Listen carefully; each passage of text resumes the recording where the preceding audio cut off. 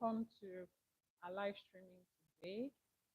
We're streaming on two platforms today on TikTok and on YouTube. As you're joining, thank you, Empress Queen. As you're joining, let me know where you're streaming from.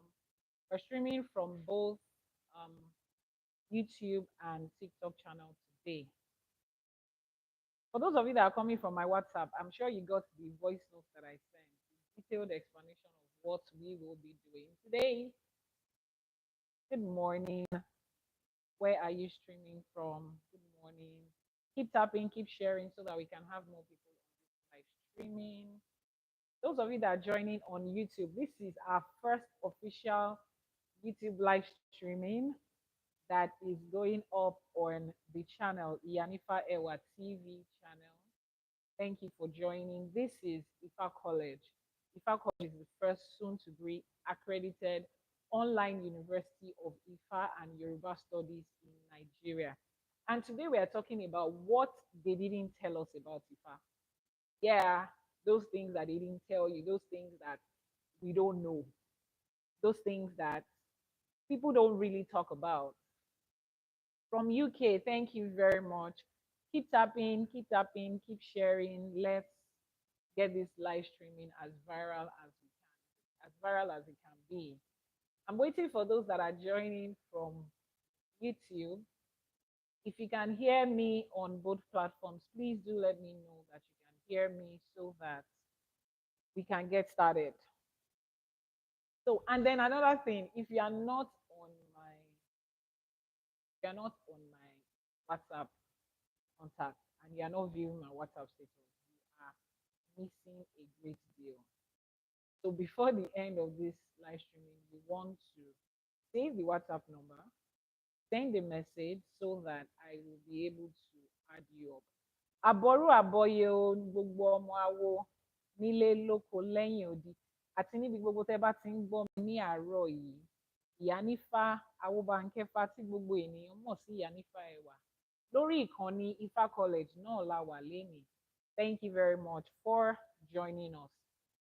As we always do it every Sunday, I break down the teachings of Ifa, of Isheshe, and African spirituality in a way that it resonates with our everyday life, not just a bandwagon of knowledge.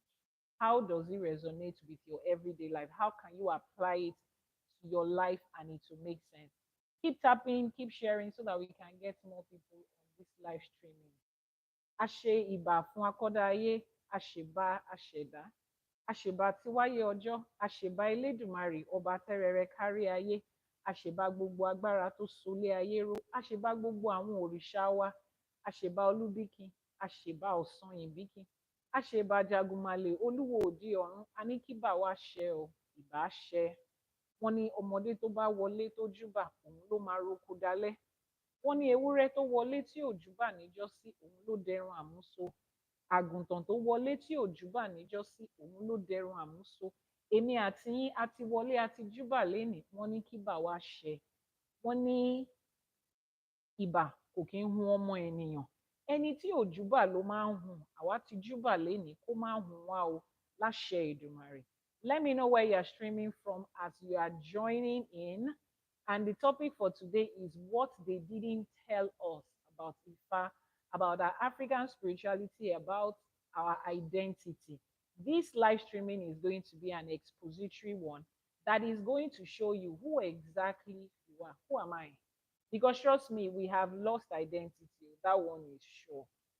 And I keep saying this, you cannot understand or define how to search for a thing until you first of all define what you have lost.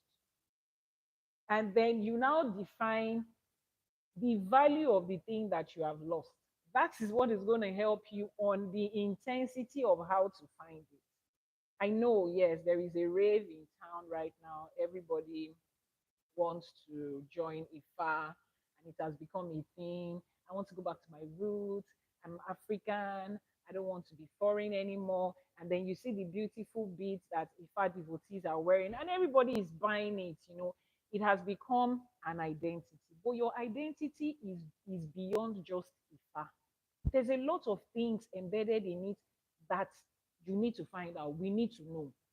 Because if you do not know the things that we lost, how do we know what we're looking for? How do we know what to find? How do we know when we find it? Because if you don't know what you're looking for and you stumble on it, you don't know what it is. And then somebody else can give you whatever. And we are not about to come back to Ifa and then they give us whatever again. Enough of that. So we are going to dissect that step by step. Stay with me. Ogbo Atoyin. Please keep tapping, keep sharing. Once we hit 10K likes on TikTok, we will get started. Those of you um on YouTube. I'm new here on live streaming YouTube, and I think it's going to be fun.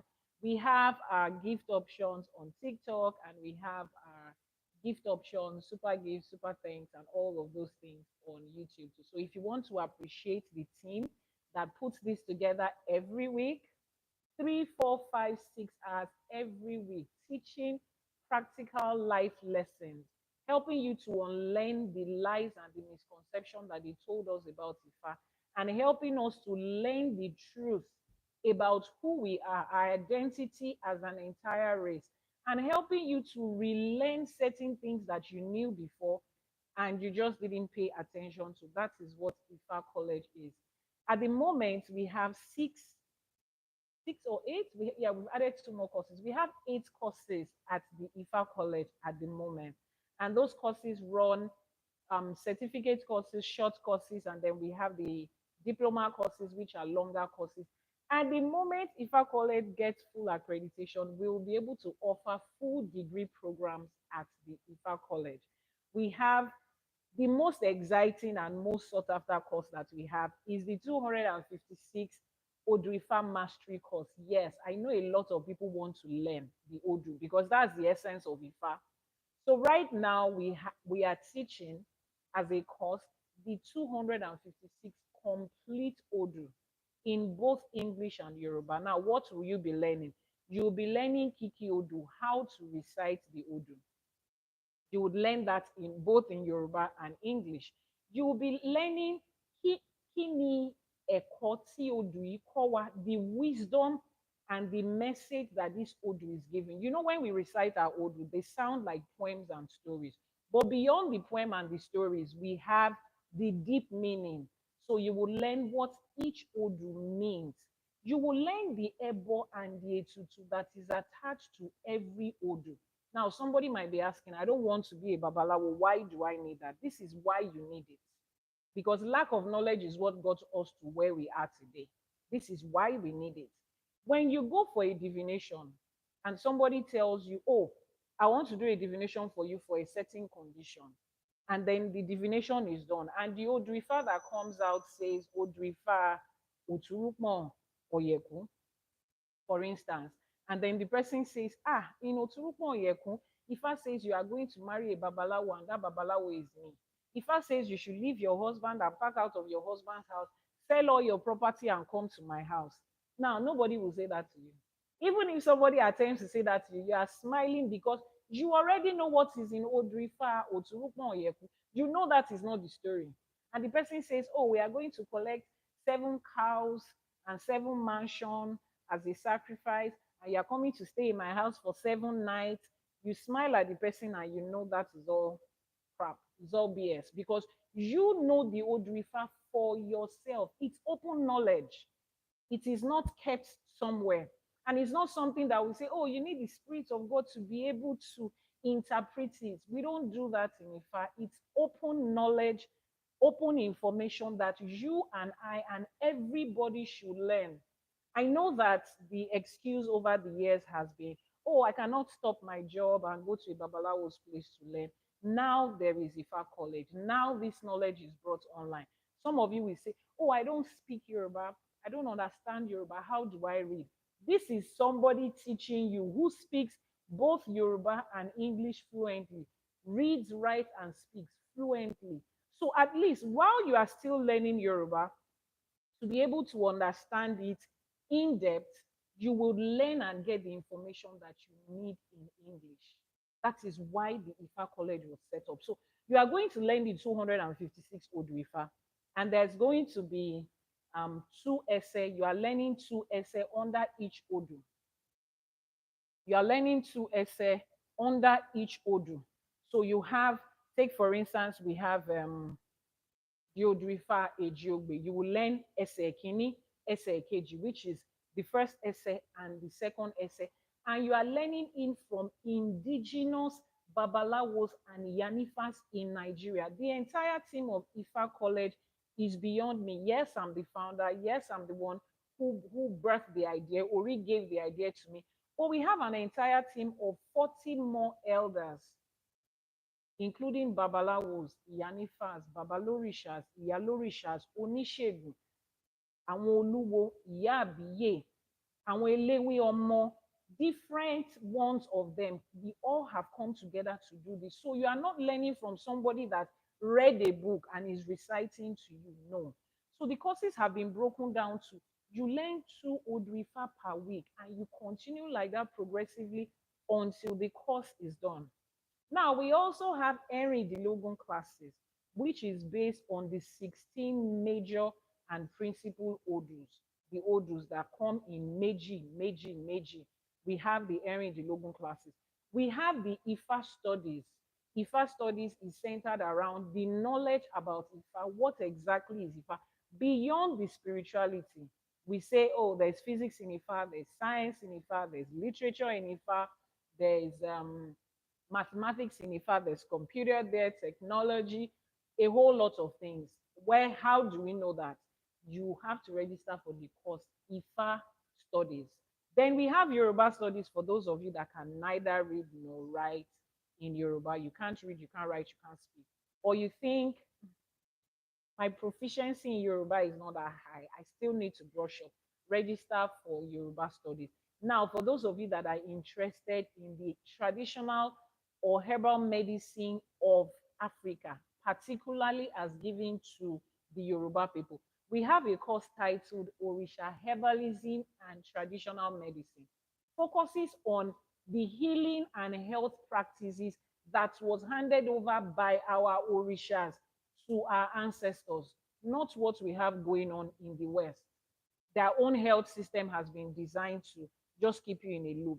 You take a medication today, it starts with chemical toxins and side effects, so that by next month you are coming to complain about something else. No, that's not how Olodumare gave us healing. So that is what that course is centered around. And then we have, which is of course my favorite course, Oshun Fertility and Midwifery, focuses on traditional fertility, traditional reproductive health system as handed over to Orisha Oshun herself. How did our forefathers do it? That's what that course entails. Then we have some short courses. We have Ifa and Computer Science. That's a short course where we talk about the relationship between Ifa and computer science in the with the algorithms, binary, and every other thing in between. If you want to get details of all of these courses, just hurry to our website, ifacollege.ng. Please, can you post the website as a comment? Ifacollege.ng is the website, and you will get all the information. Contact one of our course advisors to advise you on what course to take and how to go about your registration. All right, let's get started. We have 10K likes on TikTok already, and our viewership is increasing on YouTube too. Let me read the YouTube question. I love, I would love for an Henry Logan class. Okay, ifacollege.ng is the, please can you check on YouTube? Yeah, please drop the website on YouTube. So you just go in and register, contact us if you have any questions with that. So the topic for today says what they didn't tell us about it. And now, before we get into that, let me sit down comfortably and ask us certain questions, family questions, me to you, a person of color to another person of color, a person of African origin to another person of African origin. It is not news that we have heard. They took this away from us, and they took this away from us. And you know, everybody is coming back to their roots. I want to identify with Ifa. I want to identify with Ifa. But most of the time, what people think going back to their roots and identifying with, they think it is just about the spirituality. The spirituality is a major part, is a huge part, but it is not only about the spirituality. What Ifa offers you and what defines you as a person is beyond just the spirituality, is beyond just, I want to be initiated, is beyond just, I want to be able to wear these beads, is beyond just, I want to have my Odu, I want to have my Ifa, I want to do a tutu and ebo, I want to be able to, pray the right way in Ifa. I want to be able to identify with a community. All of those things are good and they are equally very important, but it's more than that. Now, you are coming back to your roots to find something, to find yourself. So before you go ahead saying, I want to find something, you must first of all be able to identify and define what was lost. If you do not know what was lost, when you find it, you wouldn't know. So today we are defining what was lost. What they took away from us was more than just spirituality. What they took away from us is in our health. Look at the way our forefathers practiced health. Look at the way they took care of their health. We first of all made sure that we focused on good food. Our diet was at the best that it could be. And because of that, our body knew and learned how to heal itself. Must someone be in Awo before you can know Ifa? No, you are knowing Ifa like this.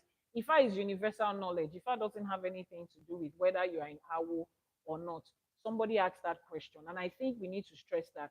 Ifa doesn't have anything to do with whether you have joined the Awo or not. Ifa is global universal knowledge. Ifa is the encyclopedia of everything that human life depends on. So when you have an encyclopedia or a dictionary, irrespective of who you are, your color, your race, your background, your gender, disposition, your sexual preference, your location, it doesn't matter. You can always open a dictionary or an encyclopedia to bring out the knowledge that you need. And that is what IFA is. So right now, they took away our health. Now look at what they took away from us and they replaced it. Look at the health practices we have now. There's no preventive health care anymore. So we are listing out the things that we've lost so that we know what we are coming to find. There are no preventive health care anymore. And even the curative health care, look at what it looks like. It says you get immunization against XYZ. But in the process of giving you the shot for the immunization, so many other things is passed into your system. I always want to make feminine care as an example.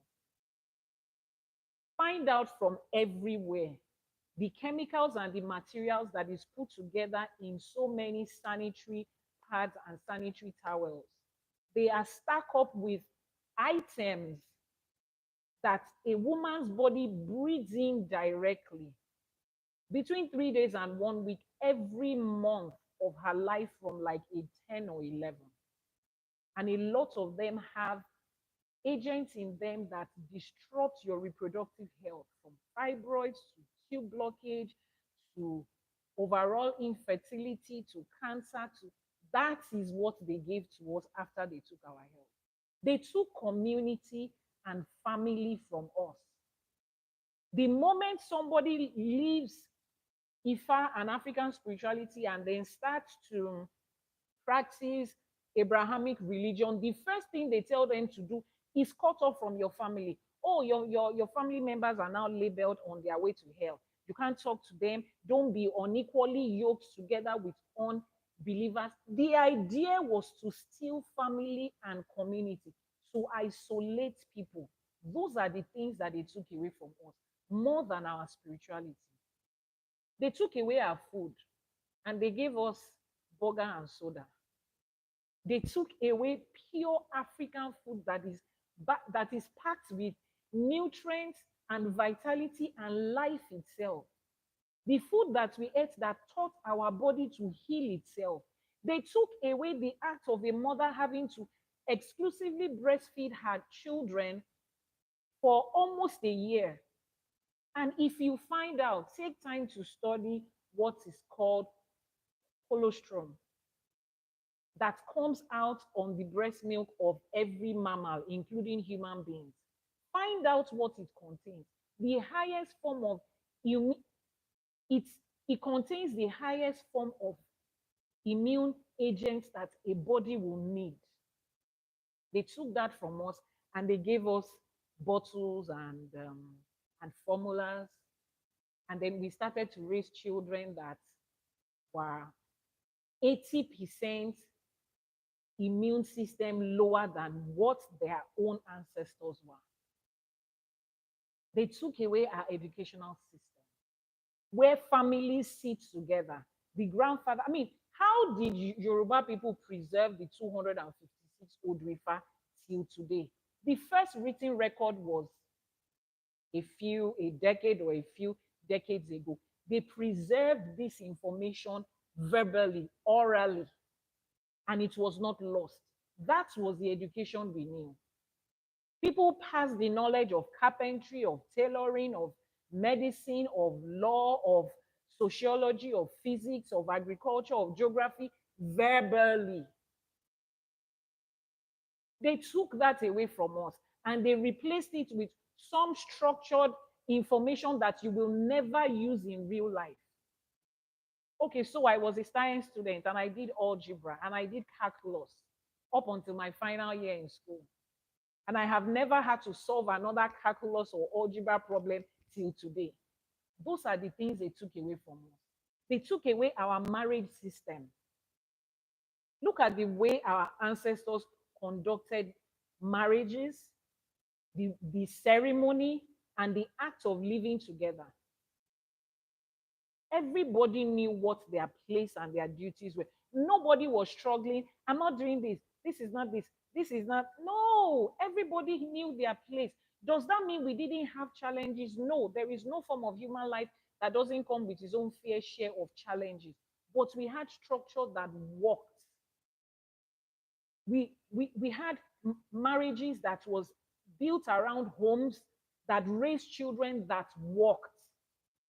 They took that away from us and gave us a system that after 2 minutes you are divorced, and after 2 minutes you are divorced. Now, I'm not saying that if anybody needs to get a divorce and you find yourself in a relationship that is threatening to you in any way, you should not leave. Of course, you should. In fact, if you don't want to leave, I'll push you out. But how did you get to needing that? Because a half-raised man and a half-raised woman who were raised in the community that was replaced by the one we had comes together to get married. That's exactly. Those are the things they took away from us. Our dressing.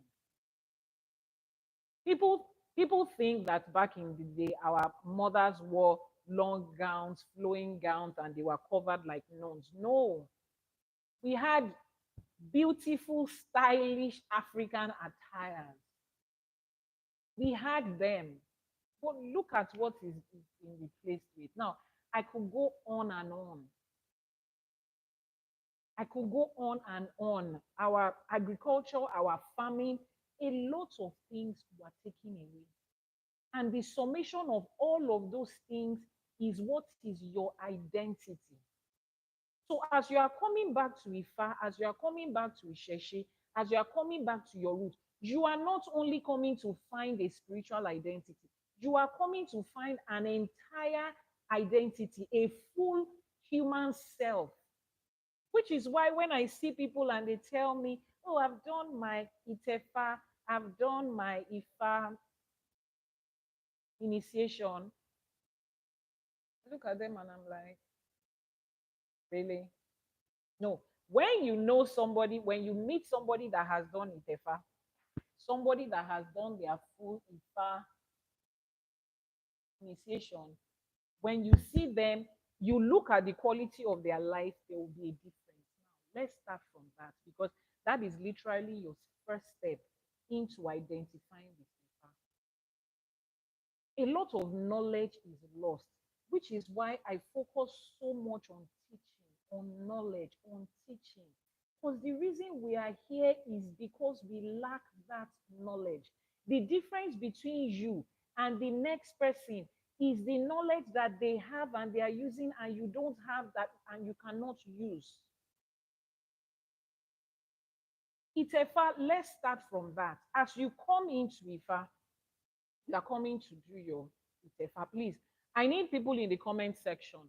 This is an interactive, we're always having an interactive session.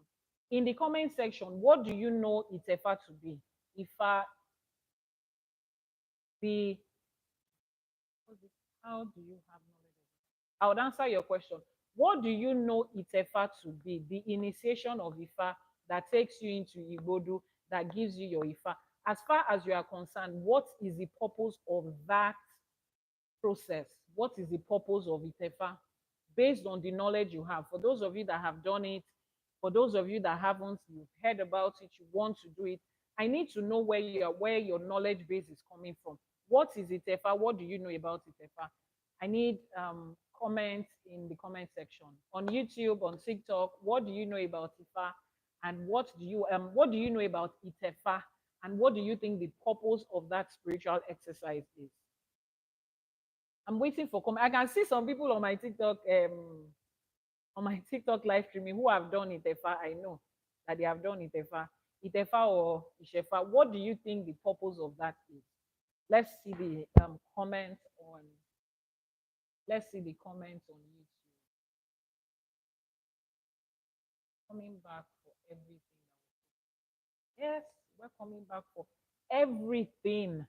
So, what do you know about Itefa? What do you think Itefa is?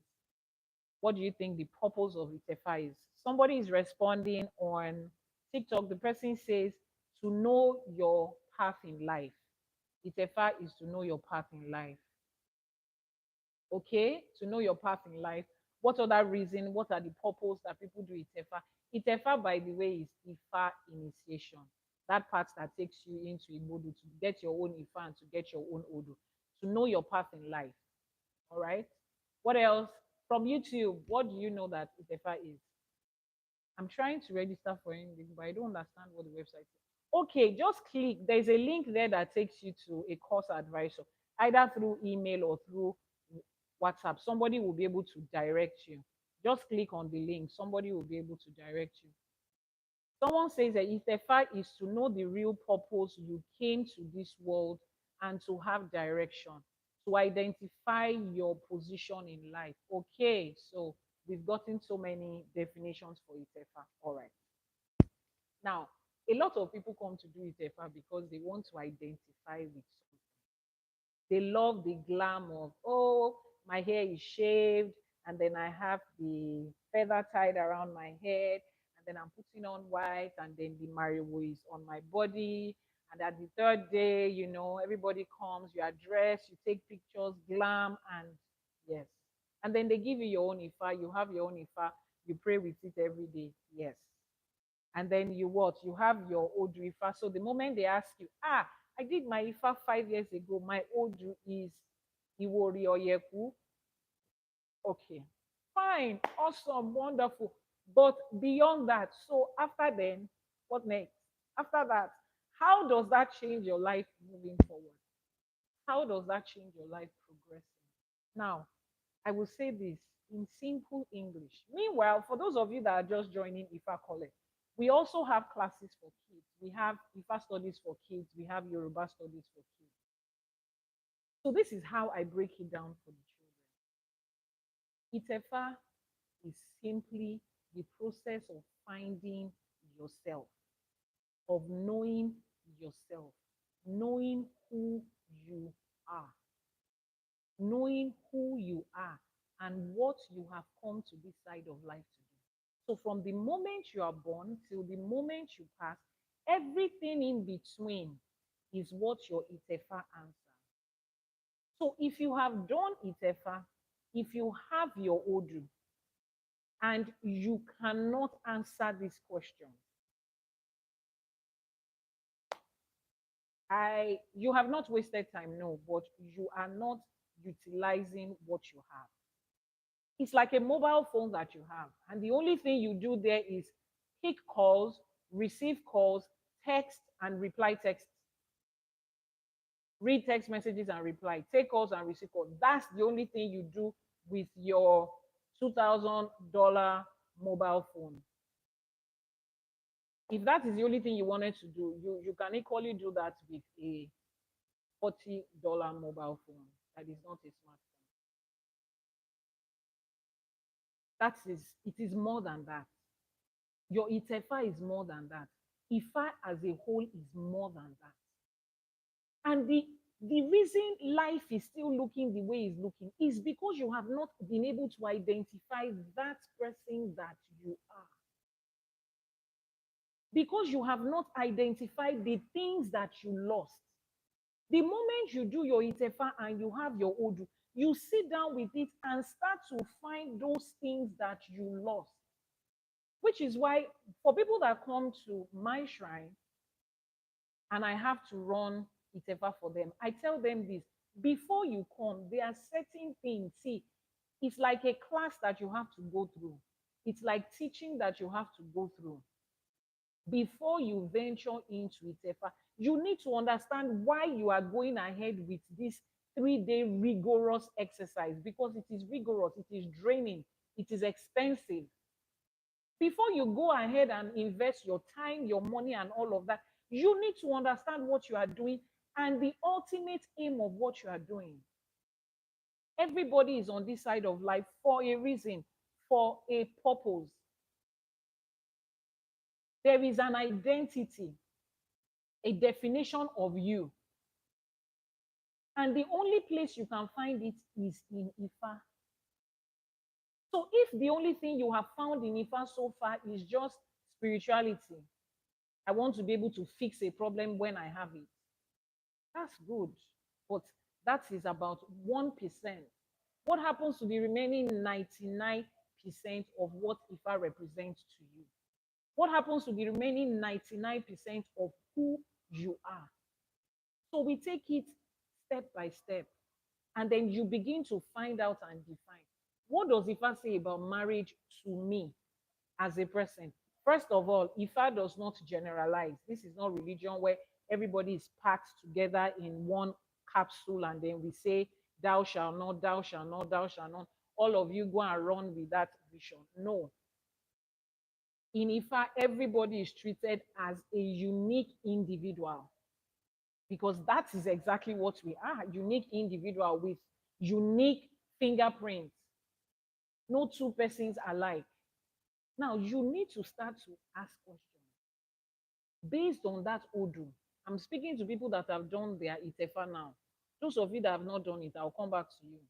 Based on that Odu that you have, you need to start to find yourself layer by layer. It's not the Babalawo that is going to tell you that. Because I've met people, I ask them certain questions about their life. And I'm like, but you said you have done Itefa. And then I pick up the Odu and I'm going through their Odu Ifa and I'm telling them the same things that they are asking. And the next thing you hear is, my Babalawo did not tell me that. So Babalawo doesn't have the responsibility to tell you that, unfortunately. I know you are coming from church where the pastor has the full responsibility to your life and to tell you what it is. That's easy for him because he's giving you general information that he read from somewhere. But when it comes to Ifa, it's personal information for everybody. So you will not expect a Babalawo to carry all the life information of all the 1,000 clients he has ever dealt with since he started his journey in Ifa. That is not his responsibility. It is yours. And that is why a lot of our ancestors ran away from African spirituality and went to Abrahamic religion, because Abrahamic religion does not sell any form of accountability and responsibility. But here is, this is it. Oha, you are responsible for it. So all of the things that they took away as it pertains to you as an individual, I'm not talking about the general, Africa is this, Africa is a continent of millions of people. Hundreds of millions of people. A billion, I'm sure we're over that as a whole continent.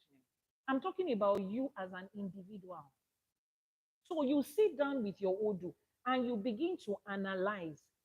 When it comes to my health, what does Ifa say? My personal health. It is there you find out what are the health challenges that is likely to affect you as a person. And then you sit down with laid down African principles of how to take care of it. You go further into your health where it talks about food. What are the things I'm supposed to eat and the things I'm not supposed to eat? Some of you don't understand that when they list out your taboos in Ifa and they ask you not to eat this and not to eat that, you think it is just because my Orishas don't want me to eat it. Ifa is more than that. It's not about what your Orishas want. The question is, why don't they want it for you? Because there are certain food that it doesn't align with the health that you came to live with in this life. It doesn't. Everything that we eat, plants, animals, they have spiritual significance. The spiritual significance of certain plants and animals does not align with the purpose that you have come to this life to live. So if I will list it to you as a taboo, it is simple. It is simple science. Find out what those things are. If you understand the reason you are not supposed to eat those things that Ifa has laid for you as taboo, you won't tell me that you forgot. Because when people do these things, it's because you don't know the reason for it. I would always make sexual health as an example. For those of you that are coming from Abrahamic religion, they tell you fornication is a sin, adultery is a sin, premarital intimacy is wrong, extramarital intimacy is wrong. Why? Because you will go to hell. That's all. It's a sin committed against your body. That's all. Now, when you tell somebody that, which is what they told us, we did not stop doing it. A lot of people are still Christians, they are in church, they are Muslims, they are in the mosque, that are still actively fornicating, adultery, premarital, extramarital. They are still doing it. Why? Because it was taught to them as it is a sin. And for every sin, you can always ask God to forgive you, and He will forgive you. So if I lie, and God can forgive me, and I keep malice and God can forgive me, and I fight with my siblings and I can always engage in fornication and adultery and God will forgive me, because that's the only thing they told you. But the moment you come to Ifa, an African spirituality dissects for you what intimacy is. You understand what it does to you as a person. You understand that in the moment of intimacy, there is exchange of spirits, exchange of energy, either positive or negative. When you understand that there are certain spiritual items that you take in, spiritual work that you take, and engaging in intimacy can nullify it. When you understand those foundational things, the next time you want to be intimate with someone, it's not because it's a sin. You ask yourself, this person I want to be intimate with, what energy and spirit are they bringing? Do I just want to randomly be picking up on energy and spirit? No, I don't want to, because I'm investing a lot to build myself to this person that I am and the person I want to be. So I'm not going to do that. Now, if they taught you from that perspective, you will not be jumping from bed to bed and then hiding and thinking that because nobody saw you. It's not about who saw you. It's about what does that thing do? How does it affect you as a person? What does it, how does it represent in your spirituality? How does it represent in you as a person? And that will now make you understand that it is not only within the confines of marriage. When a married man and his wife, a couple that are in a committed relationship, when they engage in intimacy, there is still exchange of spirit and energy. So if a faithful woman is married to an unfaithful man who is exchanging spirit and energy up and down with different women, and he brings that spirit and energy to her, he will dump it into her. HIV, AIDS, and STDs explain it. He does. STD and HIV is not going to stop because you are the faithful partner.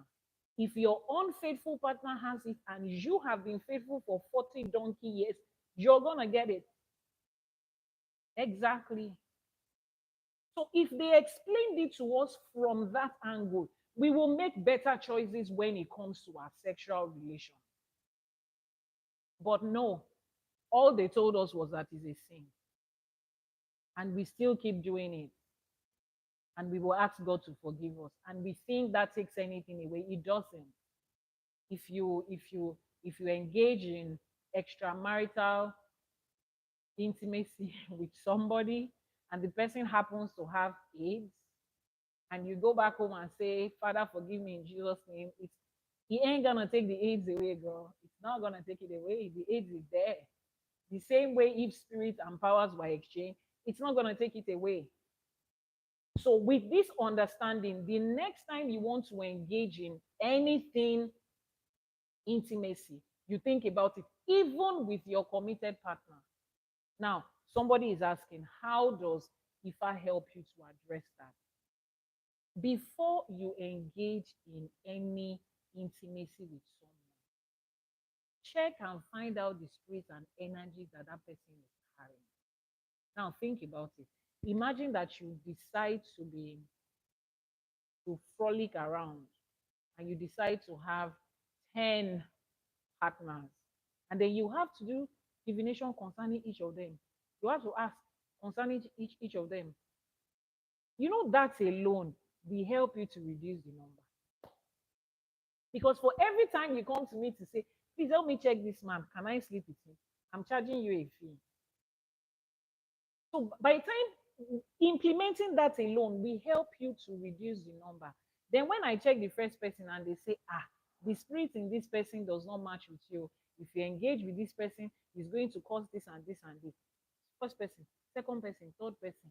It will help you to. At the end of the day, you ask yourself, are you telling me that every average girl that is walking on the streets in Vegas is not spiritually connected to me? Unfortunately, no.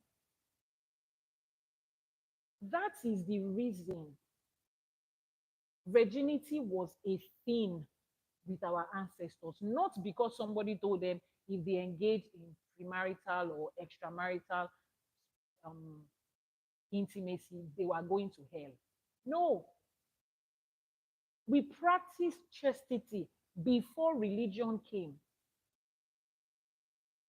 A man that wants to leave his wife at home and go outside, and he understands that my ori does not align with everything. That is what kept our people.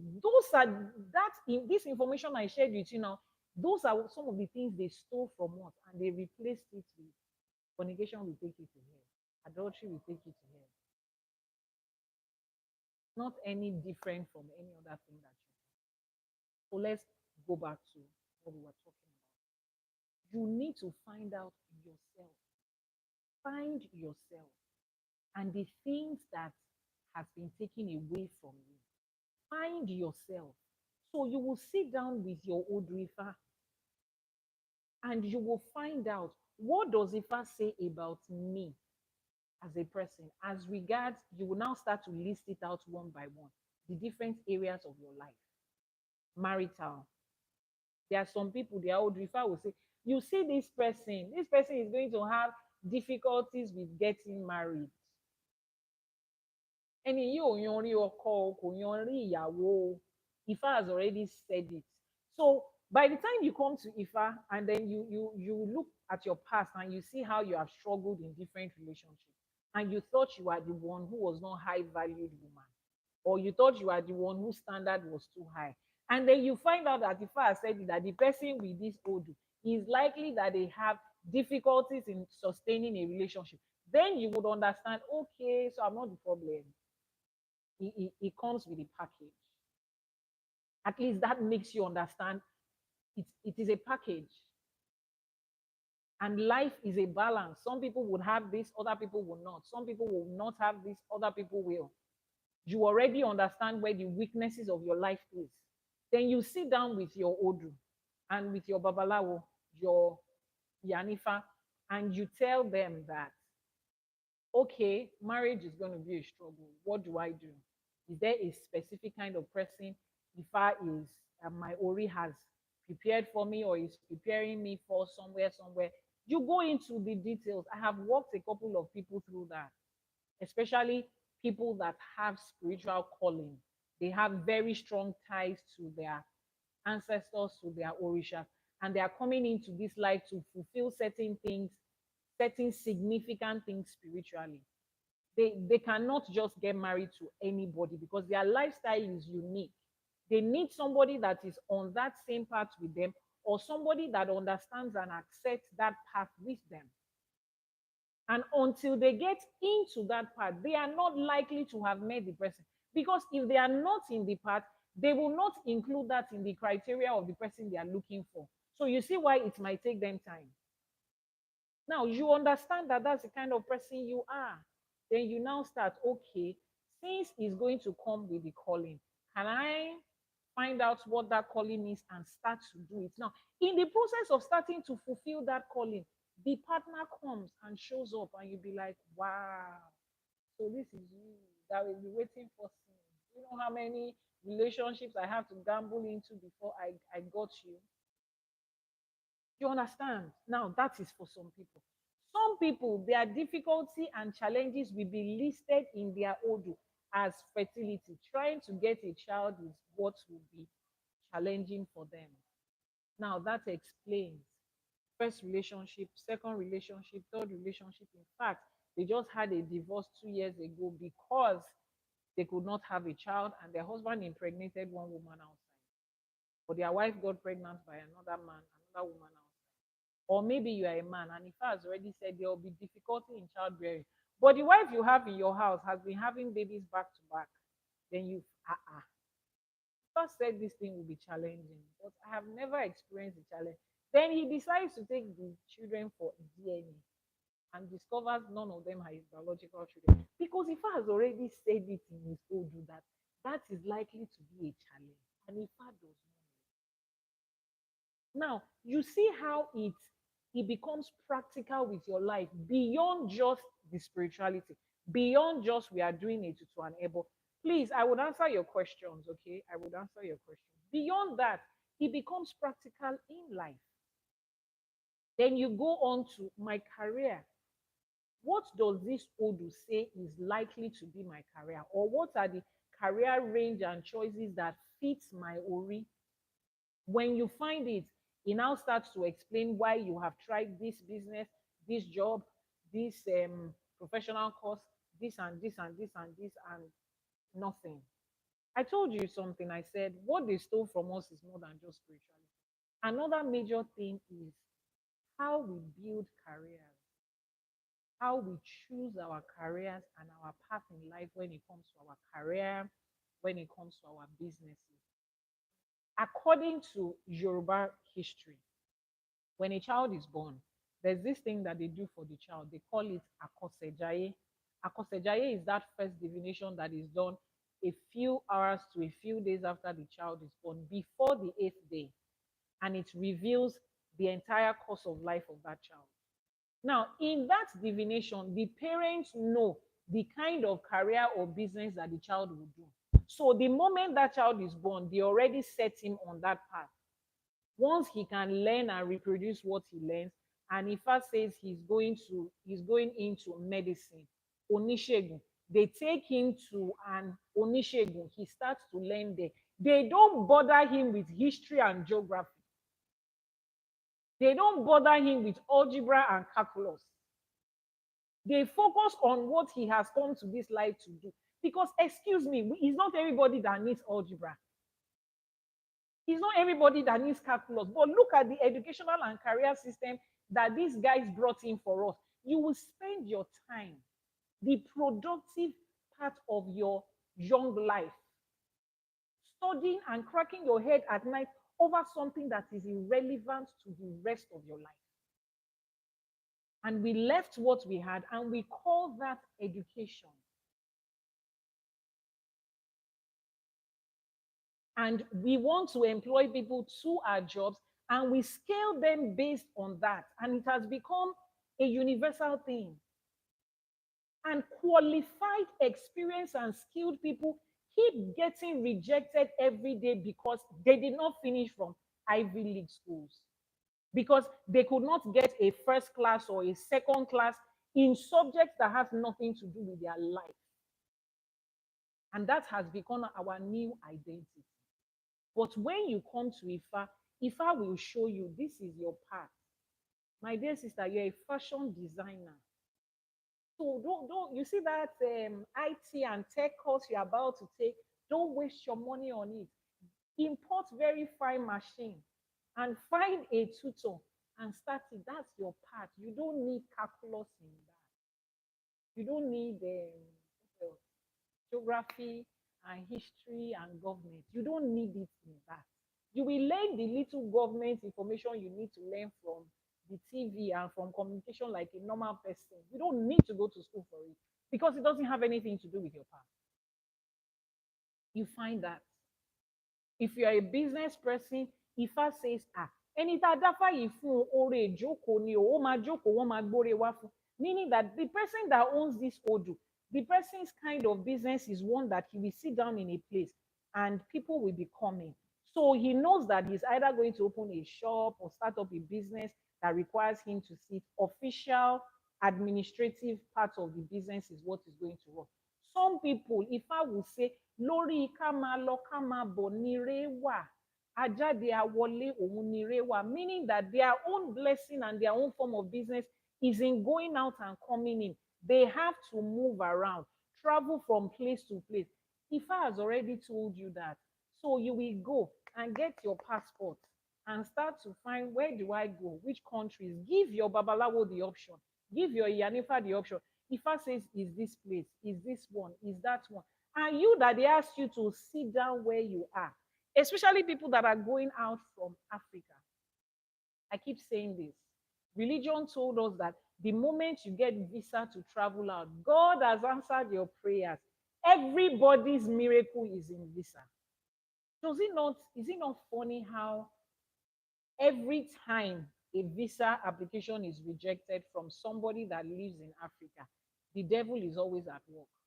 It is never said that it could be your Ori, it could be God that is asking you to sit where you are because that is where your success is. No, they have sold to us the idea that until we live here for where they are, there is no success. So we are chasing after that. Meanwhile, it is not for everybody. It's for some people, yes.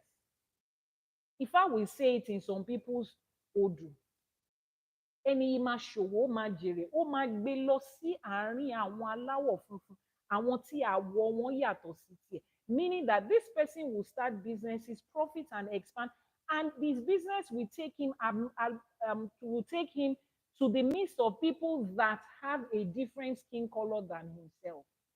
Is there in the old river? This is pre-recorded information of centuries ago. But you don't know. People will leave their homeland, travel abroad, be there for 20, 40 years, nothing to show. And it's always the village people and the devil to blame because religion has told you not to be accountable for anything. It has to be somebody else. It's never you. These are the things we are taking back.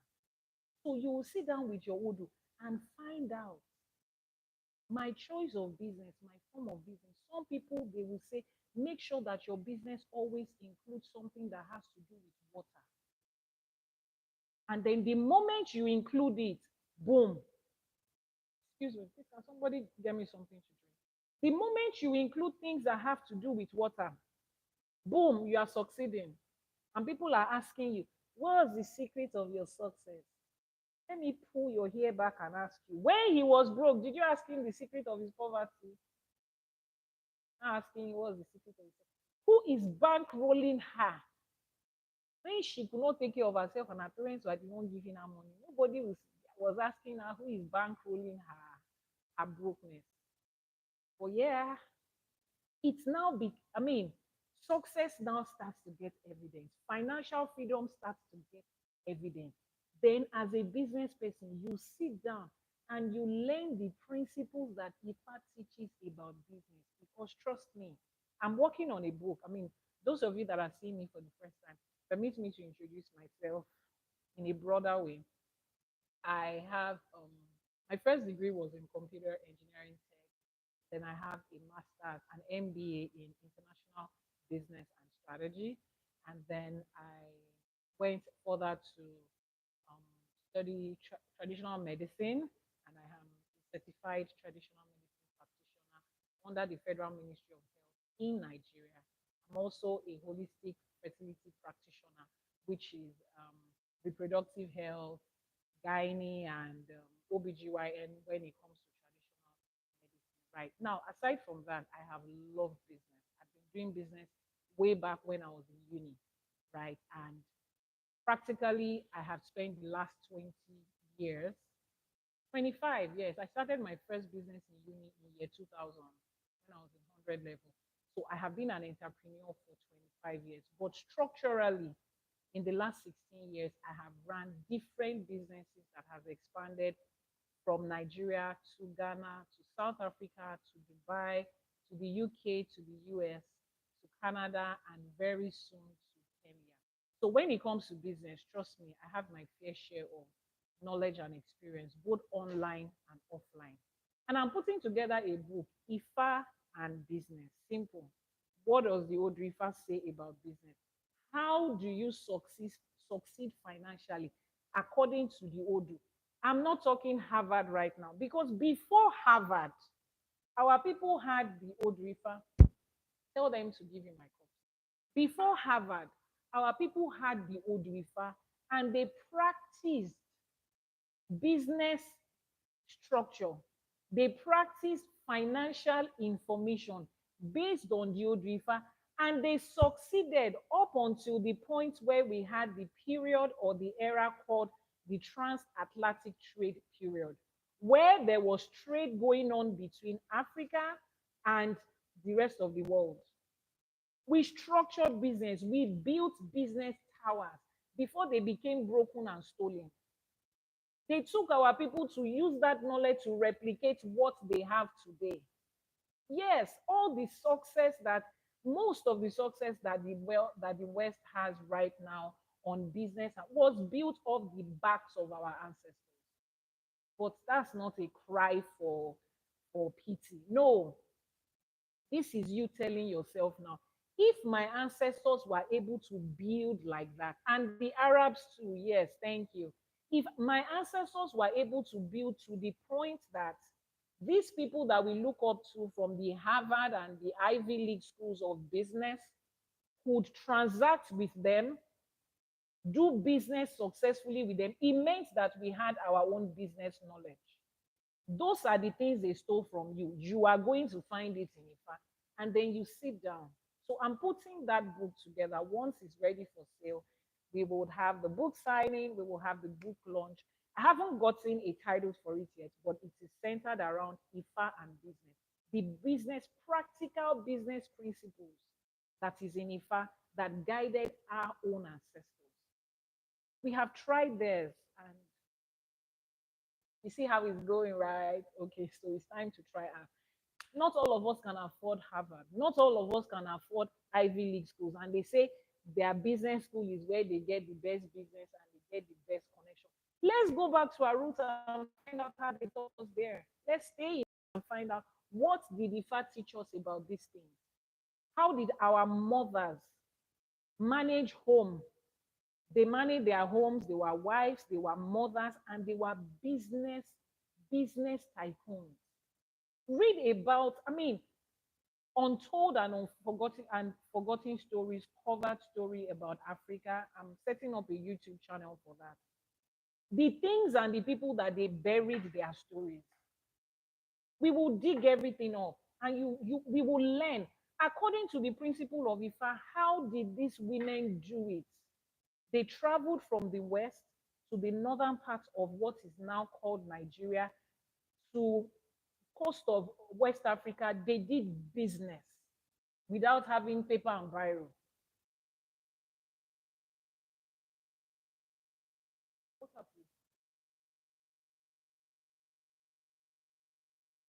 They did business without having paper and biro, without speaking English, because a lot of you have come to classify people's level of intelligence based on spoken English.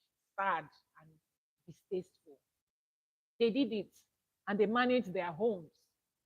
Oh, a lot of you thought that our mothers were sitting at home doing nothing. No, they were in the marketplaces and they balanced it in life. They knew how to balance their finances without going to Harvard. It is inside Ifa, and Ifa will teach you how you can do it for yourself. It's not only a tutorial that Ifa teaches, which is why I tell people that, see, put religion aside right now. I don't care whether you're a Christian or a Muslim. As long as you're a person of color from Africa, with your roots stemming and spreading from Yoruba land to the rest of Africa, come back to your roots and find out the things that will make the quality of your life better. Things that you can do and apply without it, without a but these are open truths that they are hiding from you. You don't want the spirituality of Ifa. Nobody is forcing you to it. Ifa has never asked us to go and evangelize and go into all the world and gather people and build a crowd. And no, no, no, no, no, no. If you feel the need to practice spirituality the way Ifa gave it to you, so be it for you. But there are so many other things. Now, I sent a voice note on WhatsApp today, and I will recount that voice note. The story of a lot of us is, and this is not intending to speak about any certain person in a derogatory way. The story of us as a people sounds like those of you that are Nigerians that live in Nigeria, you will be able to resonate with this, or in different parts of Africa. You know how when we were younger, our mothers will bring housemaids, housekeepers, nannies from neighboring West African countries, francophone countries. And then the girl arrives Lagos, Nigeria, and she tells us her name. Beautiful French African name. We can't pronounce it. So we decide to give her another name. We call her Esther. And she's in our house, learning our language. She's working. She's diligent. She's honest. She's faithful. And she earns love from us and becomes a part of us. Right. And then regular summer holiday comes up, and your mother wants Esther to come to, Dubai or England with us so that she can take care of us. And then she has to get the Nigerian passport. So they take her to the passport office, and then, bam, what's her full name? Helen, Esther Adegoke. Adegoke being the last name of her family. In that moment, that girl's official identity has been changed. She has taken up a new identity, Esther Adegoke. And she sees the rest of the world through my family, and she's like, I'm not going back to that village in whatever country she came from. Those people are illiterate, they are not schooled, they have not been to the first world, they are not civilized. I don't want to have anything to do with them again. She doesn't go home for any holiday, no Christmas break, nothing. This has become her life. Our holidays have become her holidays. And then we are having family ceremonies here and there. And Esther is attending with us. New Yam Festival, Egungun Festival, Christmas, Ileya, Salah. She's attending with us. Our friends have become our friends. And our neighbors have become her neighbors. Our siblings have become her siblings. Our mommy has become our mommy because she calls our mommy mommy. And then it gets to one day. Esther falls ill and she needs a blood transfusion. Blood that is based on DNA. My family cannot give her blood. Why? Because Esther does not have our DNA. And then the matriarch or the patriarch of our family passes on. And family inheritance is divided based on DNA. Esther cannot have anything because she's not a part of us. Then we are all grown up. Everybody is getting married and going to their life. Nobody needs Esther anymore. And then we pack our bag on that day and we say, sad to see you go, but you have to go. We're done with her. And she walks out of her house, looks at the neighborhood she grew up and spent 20 something years. Nobody is going to take her in. They are not her neighbors anymore. They are our neighbors. She can't go back to our village where we had Christmas. Nobody knows her there, actually, because she's not from there. She's neither here nor there. No identity. Esther Adegoke is not a human being that exists. She was a service that existed. And that is what is happening with a lot of us right now. Christians will tell themselves, oh, I no longer belong to my roots. I don't have anything to do. My ancestors, they are demonic. I'm now from Zion. Zion where? In Israel. No, you are not a part of them. The next time you want to take a trip to that country, you need a visa, girl. That's when it will shine on your face that you do not belong. The same people that you left your language, your culture, your food, your dressing, your identity for, when you get to their country, you are not a part of them. Oh, no, you are not. Nobody gives you preferential treatment in the West because you left African spirituality and now you identify with Christianity. Nobody gives you preferential treatment in Middle East because you now identify as a Muslim. You are still a stranger. In fact, as funny as it is, when you go to Mecca, which is one of the pillars and foundation of Islamic religion that you must do, you you live in Nigeria, you live in Africa, you identify as a Muslim, denouncing every other thing that has to do with you, and you pick up the identity of a people, and then you need to go and fulfill the religious rights that they sold to you. You still need to apply for a visa. You still need to buy a ticket. You will get there. Come back and add the title of Alaji Alaja, which means stranger. How lost, how more lost can we be? You are not here. You no longer identify with your people. And the people that you claim, they don't know you. You are a stranger, you're a visitor, like any other person. You are like Esther Adegoke. The moment she wants to cross the border of Nigeria back to her home country, Esther Adegoke has ended because that person does not exist. She now begins to find her own people. The people that she once called uneducated and illiterate and they have not seen life and they are third world, she now has to find them. Yes, she made money, she saw the world, but that's not who she is. She just saw it, she just tasted it, she just experienced it. That's why I ask people that are chasing after religion, I don't have a problem with you. Because Ifa doesn't have a problem with you. I do divinations every day for Christian and Muslims alike. Ifa tells them what the solution to their problem is. They do it, they get the solution, they come back to me, they share their testimonies and reviews, and they still don't get initiated into Ifa. So I don't have a problem with you. But what I have a problem with is, at what point are you really going to find yourself? At what point will life begin to make sense to you as a person? At what point would you realize that the answers to your problem is not in religion?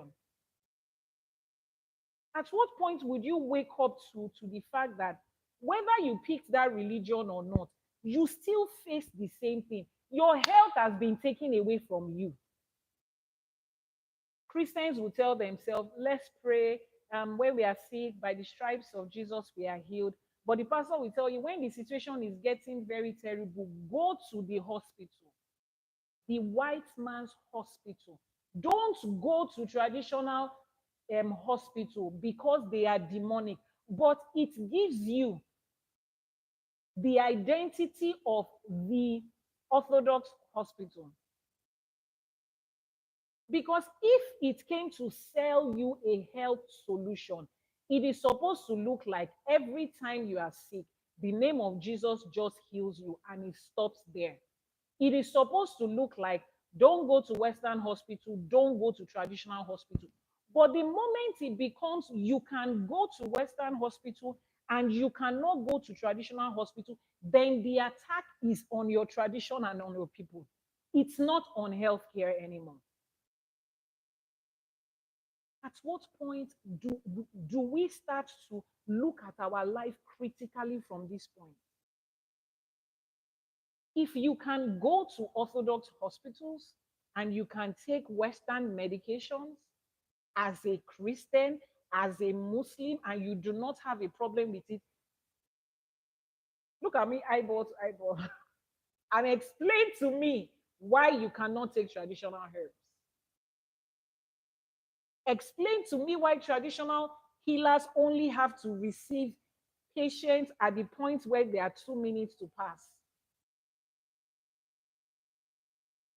I offer services as a traditional medicine practitioner. I sell herbs and herbal solutions.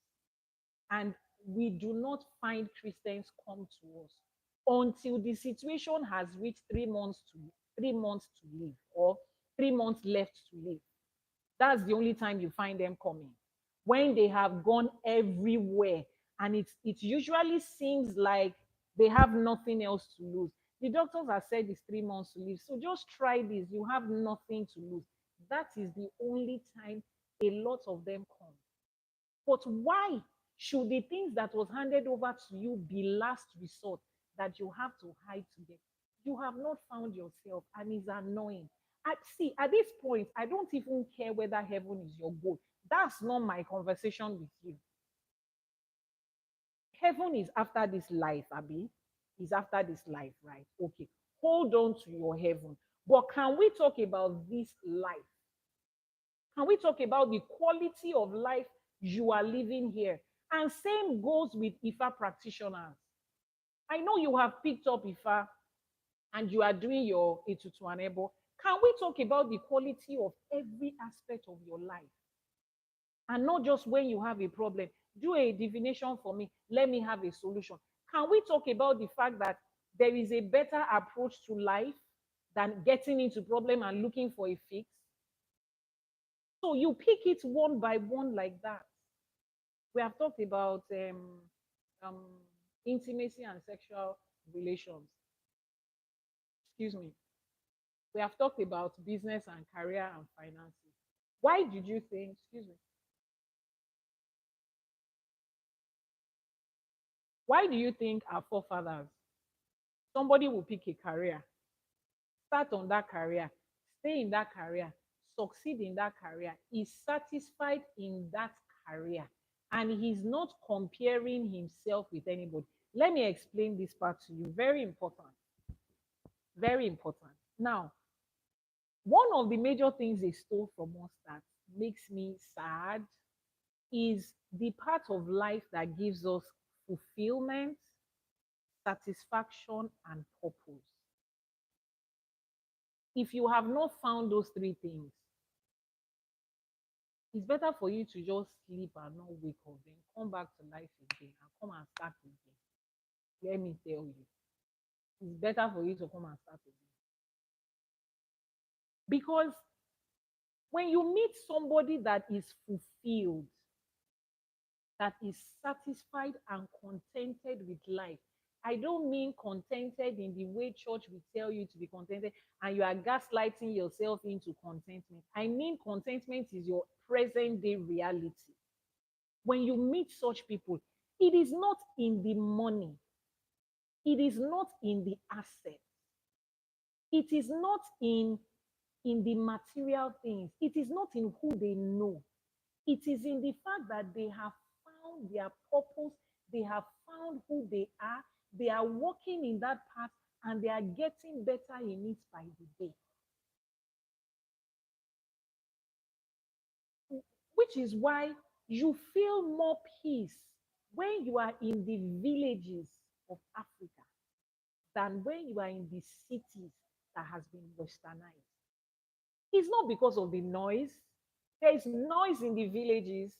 I mean, so many of our hometown are no longer quiet villages. I'm not talking about physical noise and physical quietness. I'm talking about the peace, the inner peace from inside that you feel. Why do our parents work in the city and go back home to retire there? If the city is so wonderful and as lovely as we say it is, why do they go back home to retire? There is a level of peace, of satisfaction, of contentment, of calmness. I'm looking for that word that comes with those and that comes with that environment. It is in the energy, it's in the air, it's in your conversation with people, it is in that energy of that environment. Why do we find them only there? It is beyond the noise and the pollution and the population. It is in the purpose that they have found. They took that away from us, and they defined satisfaction and fulfillment and purpose to us, tied in the things that we buy, the things we own, the names that we are attached to.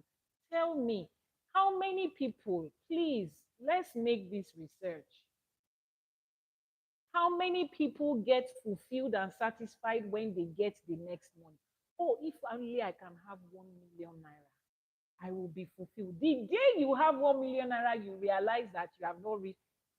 It doesn't feel anyhow. You don't feel any different. Then you need 10 million. Then you need 100 million. Then you need 1 billion. It doesn't end. You cannot find satisfaction, fulfillment, that calmness and peace in that. You cannot. You cannot find it in the number of houses you have built. Now, does that mean money is not good? No, money is good, but it has its own place. I'm talking about the things that they took away from us and replaced it with a wild goose chase. We are running up and down. We're expanding. We are this. We are that. No more sleep, no more rest. You are just on to the next thing, on to the next thing, on to the next thing. They took away attention. No, let's finish with this. They took that away from us and they replaced it with this. You are going back into it to find it. Find what gives you peace and fulfillment and satisfaction and hold on to it and stop looking for what somebody else has. People used to wonder, how do babalawos do spiritual work, ebo, etutu, prayer and everything for people, and that person becomes a billionaire tomorrow? I mean, the person becomes 10 times as rich, 10 times richer than a babalawo. And people wonder, if somebody can claim that he can do spiritual work for you to give you wealth, why is the person not Dangote? That is the stupidity that is sold to you. You are buying it, you have bought it, your father bought it, your grandfather bought it, and you two are still going to sell it to your children. And you two are still going to sell it to your children because you think that the definition of success is when you become a multi-billionaire. The Babalawo knows that this is his own path. He knows the destiny that is attached to him. The person he's doing spiritual work for, he knows that that person's destiny is attached to the billions because there are hundreds of thousands of people that is attached to that man's destiny. And he needs that volume of money to be able to fulfill it. The Babalawo's calling is different. So you will never see him trying to compete with the people that he's working for. He's satisfied in his own place. It is called satisfaction. It's not called poverty. It's not called lack of civilization and westernization. It is called finding your purpose, being fulfilled fulfilled and satisfied and contented with it because you have already found your purpose. Ifa did not say billionaire is attached to your purpose, but religion tells you that everybody has to be billionaires, and that is the answer to prayer.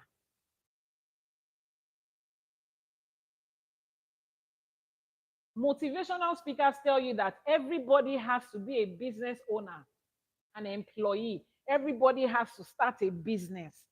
Who are the people that is going to work in the business that everybody is starting? Life is a balance. Life is a balance. And Ifa teaches us.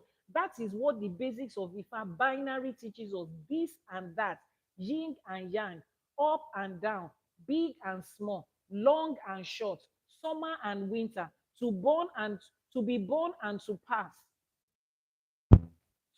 and to fail, to sleep and to wake, balance of life. Everybody belongs to one side that gives a balance. But they came to use religion to tell you that this side is the only side that everybody has to do. And everybody is measuring their own personal life with this fiction that has been built somewhere. You will go back into Ifa and find out that's one of the things they stole from you. So you want to find out how to have fulfillment and satisfaction and purpose, sit down with your Odrifa. And this is the point where I tell you, if you have not done your Itefa and you have not found the Odrifa that birthed you, I said it before, it's better for you to just close your eyes today and not wake up tomorrow and come back to do life again. Because I don't understand the life that you are doing without purpose. That's your first step into it. For those of you that don't know what Odrifa is, let me define by telling you let's start by telling you what Ifa is. Ifa is the voice out of the mouth of Olodumare, literally. Ifa ni ohun ẹnu Olodumare. The voice that comes out of the mouth of Olodumare. So Olodumare is the divine and supreme being. In Ifa, in Isheshe, and in African spirituality, against the lies that they told you, we communicate directly with our divine and supreme being. We communicate directly with the divine in Ifa. We don't tell our pastor to tell God. We don't knock and say, Father, I've come to confess for today. We communicate directly with Olodumare. It's direct conversation. We have not replaced our divine being with orishas. Contrary to what they sold to you, we don't worship orishas. We don't serve them. We honor them the way every other person honors their ancestors that came to this life to do significant things. Every country has ancestors that they honor who fought significantly for the success of that country. So when a Yoruba person decides to honor Shango and Oshun, why does it become a problem? Yet you join them to honor Mandela, Mother Teresa, if only you know their story in full. Mother Teresa, Martin Luther King. It's okay to honor those people, but it's not okay to honor, because if you know who the orishas are, they were human beings like you and I that walked the surface of this earth. Just like J.F. Kennedy was one time a president of the United States, and Nnamdi Azikiwe was one time the president of Nigeria. Orisha Shango was one time the king of the old Oyo Empire. He was one time Alaafin Oyo. So if Nnamdi Azikiwe is not demonic and J.F. Kennedy is not demonic, why is Shango demonic? Do you understand these things? They took that away from you, and they immediately gave you your people to honor. And then when your own people that are honoring their own people are honoring their own people, they tell you that they are worshiping them. We don't. We don't even have speak to Mary so that Mary will speak to God for you. We don't have that. We don't have speak to the Holy Spirit, the Holy Spirit. We speak to Olodumare directly, and Olodumare responds to us through Ifa. bring the Opele and the Ikinfa.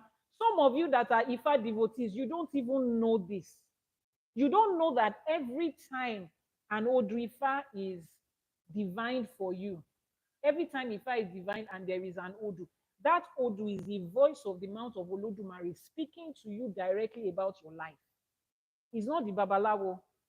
Babalawo does not have anything to do with it, which is why in Ifa and in Isheshe, we don't have anything that looks like when you want to give a message from God, you have to make sure your life is holy.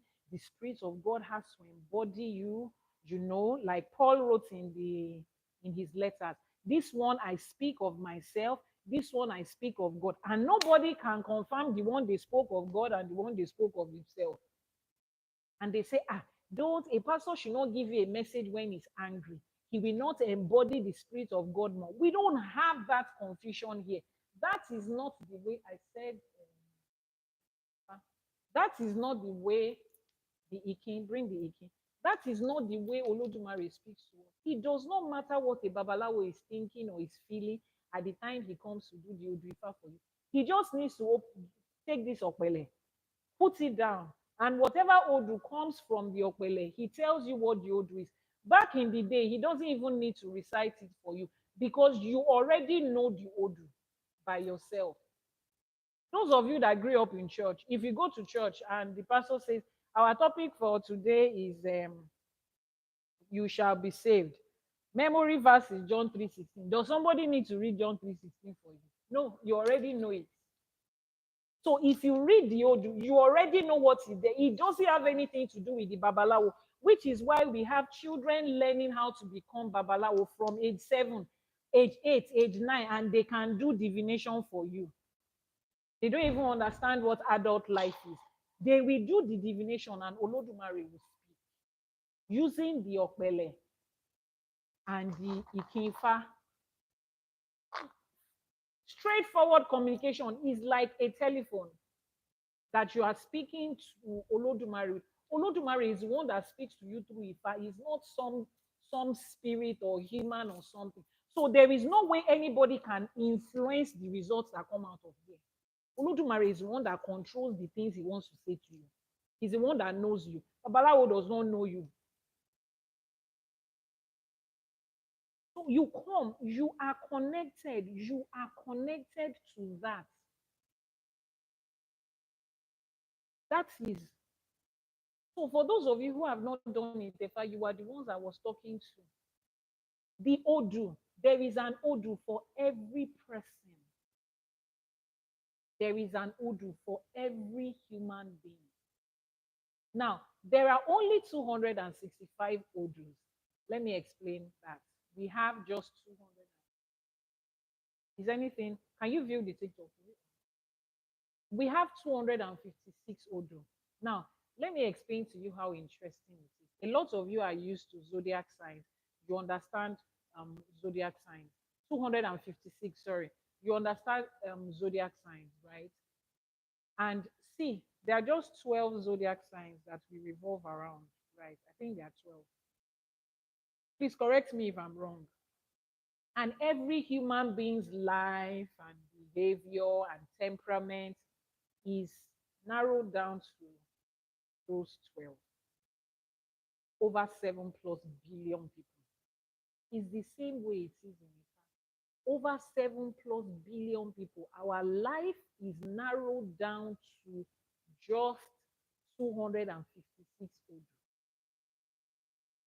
Which is why there is nothing new under the heaven. You see this life you are living.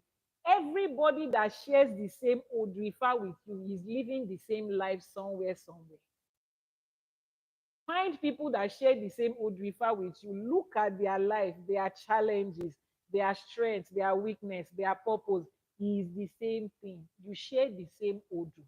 That is the part of it that goes to explain the authenticity of Ifa.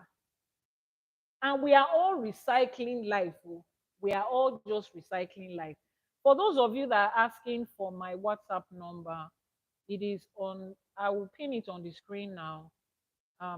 Royal Arts has posted it. We are just recycling the same thing. So everybody will find their Odu there, irrespective of whether you are white, black, Asian, African, English, Polish, Australian, Arab, Kenyan, whatever it is. People wonder, oh, but Ifa is given to the Yoruba people. Why then do they want all of us to come there? Everybody will find their purpose there. Zodiac sign was not given by your people. When you look at your birthday in zodiac sign, you will find yourself there. These things are universal, purely universal. So that's one other thing that they took away from us. They stereotyped Ifa into, oh, it's for Yoruba people, some small, forgotten, uneducated people somewhere. It's just their practice out of confusion. And then they brought what they call the global knowledge. Ifa is not for a group of people in one small village somewhere. Ifa is an embodiment of global and universal knowledge. Ifa is the voice of Olodumare. Except you are telling me that Olodumare he only associates with or speaks with or created Yoruba people. No, everybody. So everybody can find their Odu there. And that Odu is what gives you your purpose of life, is your personal manual. Let me give you the story of how the Odu came. Once I give this story, I would answer questions and we go to the concluding part. Now, they told us in history that ìgbà tí à ń ti ìkọ̀lé I will translate in English, so hold on. Ìgbà tá à ń ti ìkọ̀lé ọ̀run bọ̀ wá sí tayé, ayálé àjàlá, ìyẹn àjàlá mọrímọrí, níbi tá a ti yan orí, tá a ti yan ìpín. Ibi tá a ti ń yan orí yẹn, Ifá ṣe ẹlẹ́rìí níbi tá a ti ń yan orí yẹn. Ìgbà tá a délé ayé màjèsín lọ bí wa, àrántí nǹkan kan mọ́. Àwa bẹ̀rẹ̀ sí rìn gbèrègbèrè, àgbá geography ẹsẹ̀ káàkiri. Àmọ́bi tá a lọ, àmọ́bi tá a ti ń bọ̀. Ìgbà tó wá dàárín kan la wò pé kí ni mo wá ṣe níbí báyìí gangan? Ẹ jọ̀ọ́, ta ló máa sọ fún mi kí ni mo wá ṣe ń bí? Kí ni ìpín mi? Kí ni mo yàn? Wọ́n wá ní kó o gbalé babaláwo lọ. Pé ẹnìkan wà níbẹ̀ tó ṣẹlẹ́rìí ńjọ́ tó yàn pín yẹn. Ẹnìkan wà níbẹ̀, ẹ jọ̀ọ́ ẹ jẹ́ ká wá ẹni yẹn lọ. Tó bá délé babaláwo ló délé ìyá Ifá, ó sọ fún ẹ pé Ifá ló ṣẹlẹ́rìí. Ẹ jọ̀ọ́, báwo ni Ifá ṣe máa sọ nǹkan tó ṣẹlẹ́rìí? Nǹkan tó rí kí ló gbọ́? Wọ́n nínú odù ló wà. Ló wá dá Ifá igbódù, ló fi rí odù Ifá tó bí ẹ. Let me translate it. When we were coming from Ọ̀run to Ayé, from heaven in quote to the earth in quote, we stopped by the house of one Orisha named Ajala. Ajala is Mori Mori. Ajala is the one that molds our Ori. He molds our destiny. He's the one that, in short, creates our destiny. When we came into this earth, we were born as infants with little to zero memory of where we are coming from and the Ori that we picked or the destiny that we picked. And then we grew up in this life, walking aimlessly, just doing everything they told us to do. Your father told you to go to primary school, you went. They told you to write high school diploma, you wrote it. They advised you to pick this course, you picked it. And you are just doing everything that every other person tells you apart from what you can confirm. And then at some point you stopped and said, no, life cannot be like this. There has to be a purpose. How come other people are feeling fulfilled and I'm not? Then they told you that there was somebody there that witnessed it the day you picked your destiny. What? Somebody was there and saw what I picked. Please, can we find that person? I don't care where that person is. I'll go and meet him. Then you come to Ifa, because Ifa ni ẹlẹ́rìí ìpín. Ifa is the witness of your destiny. Ifa is the CCTV camera that captured everything that you came to this life to do. Then you say, okay, please, can you book an appointment with Ifa for me? We need to have a date and talk about this destiny. Let him just tell me everything from beginning to end. I'm ready. And you had that date in Igodu. And the Babalawo cast the divination using the palm kernel nut, and he told you your Odu. And that Odu on. It is like a clip. You know, when they say, we want to know what happened on that day. Who was the witness? Oh, the CCTV camera covered it. Okay, give us the CCTV footage of January 7, 1984 from 3 p.m. to 8 a.m. They remove the clip and they give it to you. They say, go and play it. That is your audio.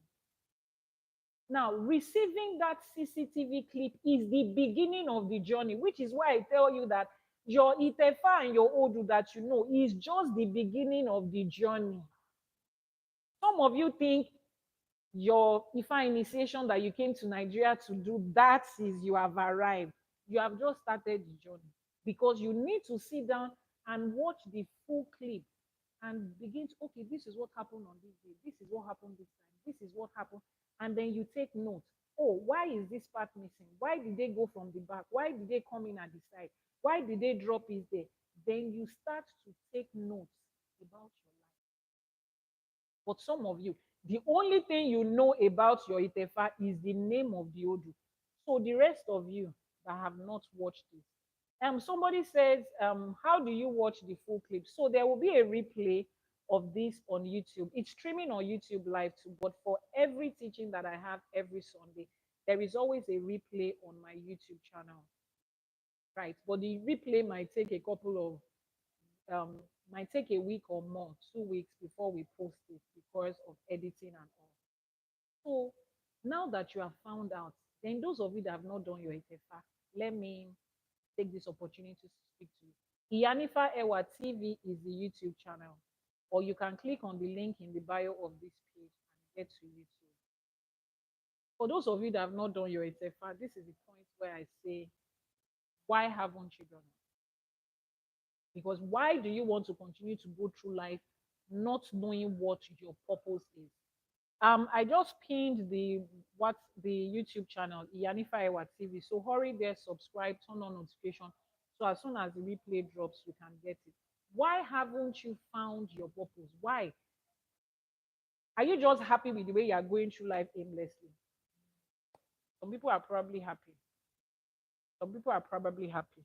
But if you are not, please, Itefa is the first step.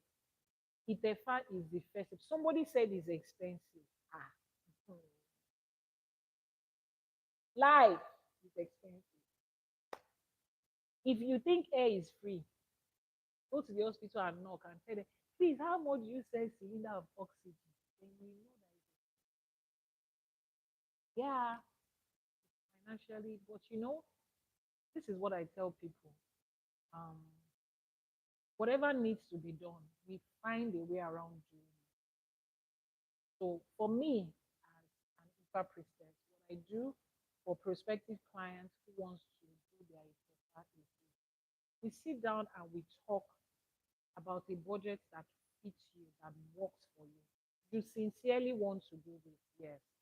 So send me a message via your DM, via WhatsApp, and then let's talk about Yanifa. I want to do this. I need to know what my purpose is. I want to be able to identify what has been stolen, but this is my budget. I'm a salary earner. This is how much income comes from me. Then we sit down and plan it out. The fact that the price is a certain way is because of the process, the steps, and the materials involved. The same way cooking for eating a meal by yourself is more expensive than feeding 1,000 people. The same way buying baby formula is more expensive than a grown adult eating food. Those cute, tiny creatures spend more money than you and I. Please post the WhatsApp number. But we have to sit down and map out a strategy.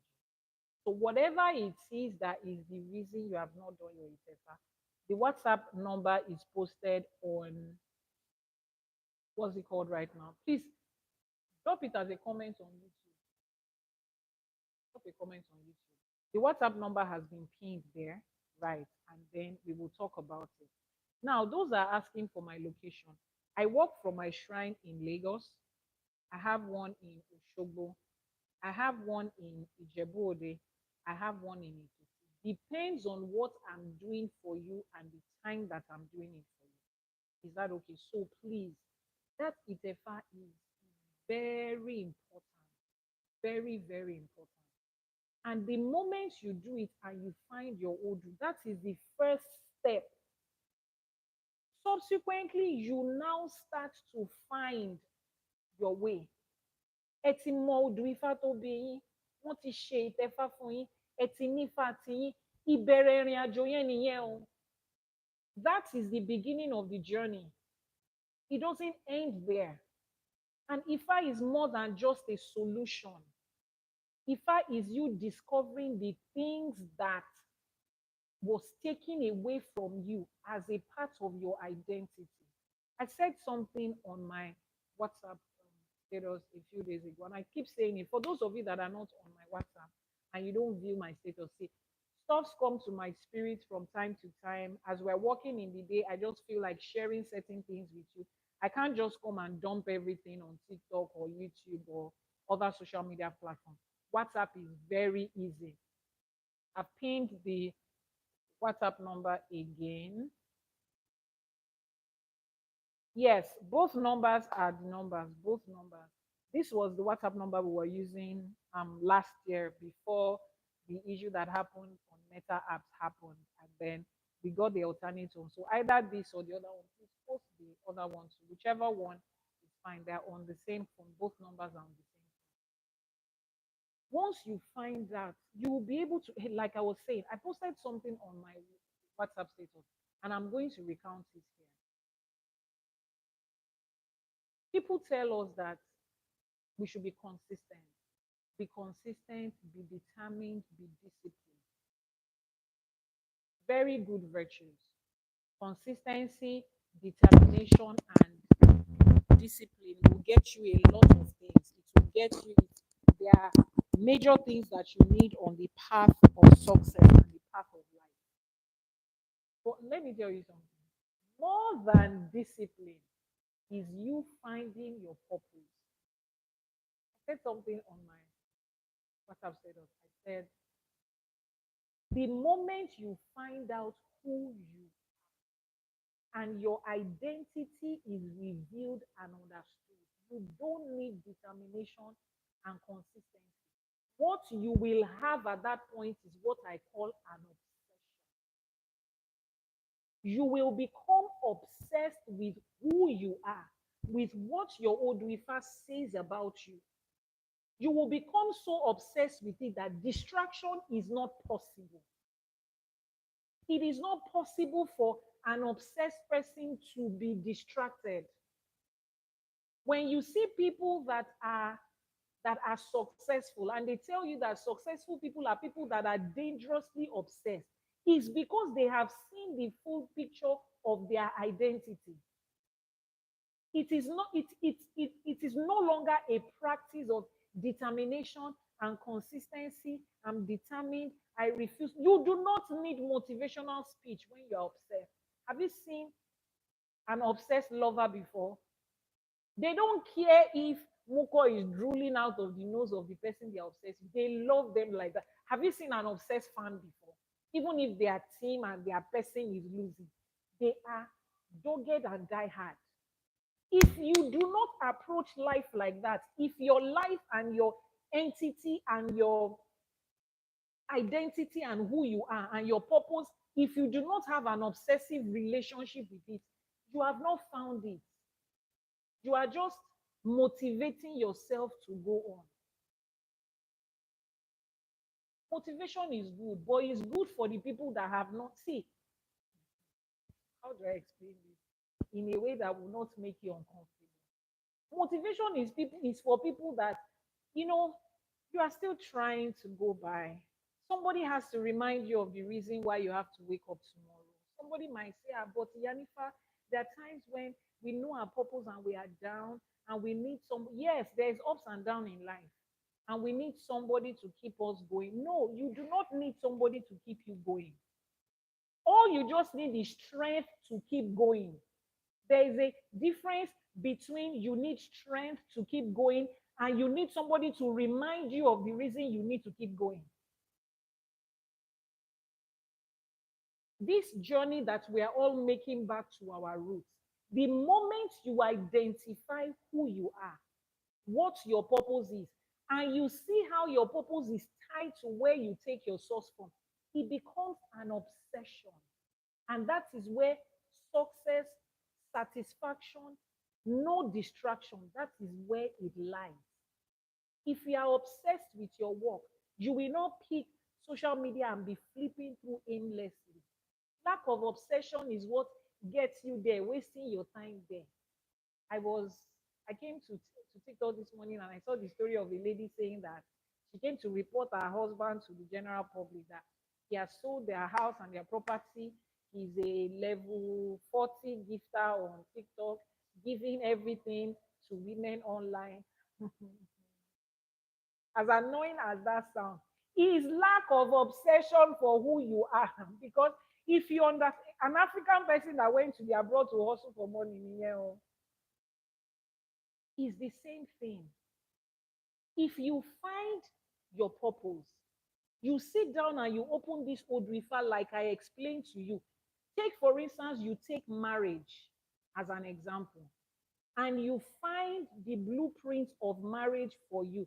Some people, their old river says they will be polygamists.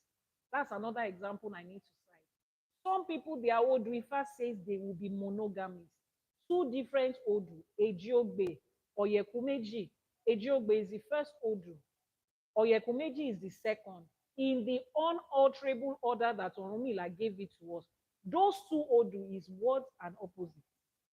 Ejiogbe says polygamy. Oyekumeji says monogamy.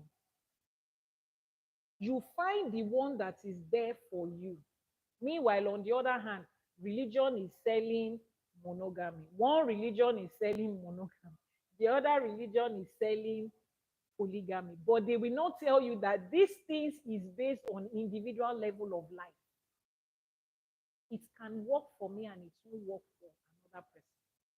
So you that your old river says polygamy, you will not go and unite yourself with a woman that our old river says monogamy and then be forcing her into this is how it has to be. You can't be the only one that will be enjoying your husband. She's not asking you to defend polygamy. She's saying it's not for me. My Odu said it's not for me.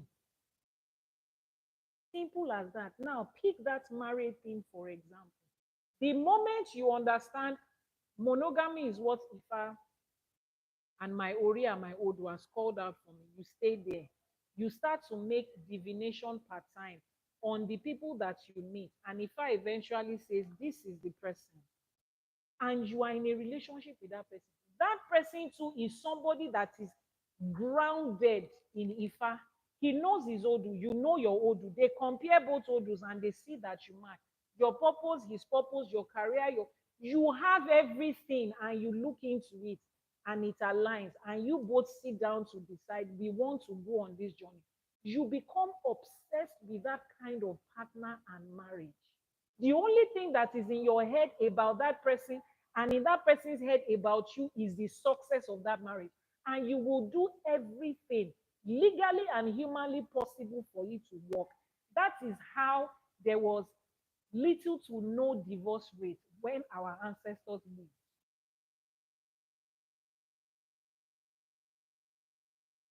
You think the problem with divorce rate is because Gen Z women don't want to submit anymore. When I hear those things, I just the spiritual intelligence in me is is irritated.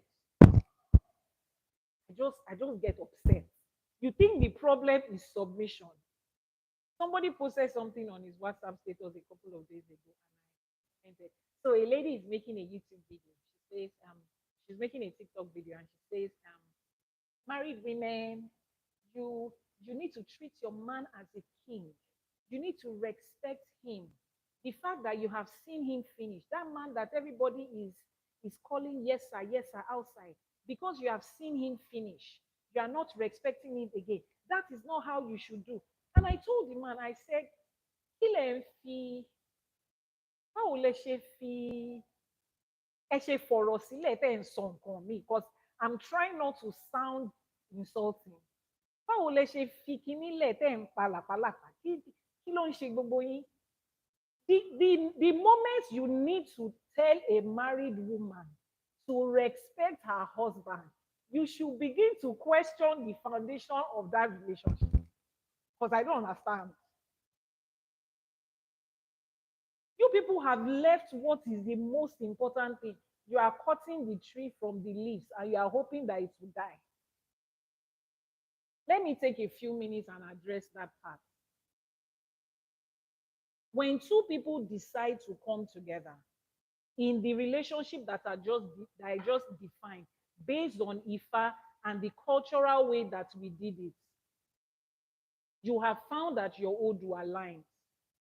You have found that aside from just your Odu aligning, every other thing in life, me, I have found out my career, I have found out my business, I found out the kind of things I must eat, if I'm supposed to travel out or stay in my home country. I found out all of those good stuff. He has also found it out. And we're together. Does that mean we're not going to have challenges? No. But that type of a man, I don't need to be encouraged and reminded that I need to take care of him. I need to love him. I need to respect him. I need to submit to him. In Yoruba culture, the day that an adult starts to tell his younger one, don't you know my age? You should respect me. Oh, my age minute. The moment you need to remind somebody to respect you, Yoruba people say you have lost that respect. You have lost it. Don't deceive yourself. You have lost it. The moment a young person enters into a room, greet every adult and leave this particular adult yẹn ti tẹ́ ni, ó ti tẹ́. Let's find out the reason tó ṣe tẹ́, not to take the child and scold the child. Clarity, oh, ṣe lè kí máa yẹn. Why can't you greet that man? Why can't you greet that man is not the problem. Why did he greet every other person and left this man and did not greet him? Let's find out. That man has probably done something that he has lost every form of respect.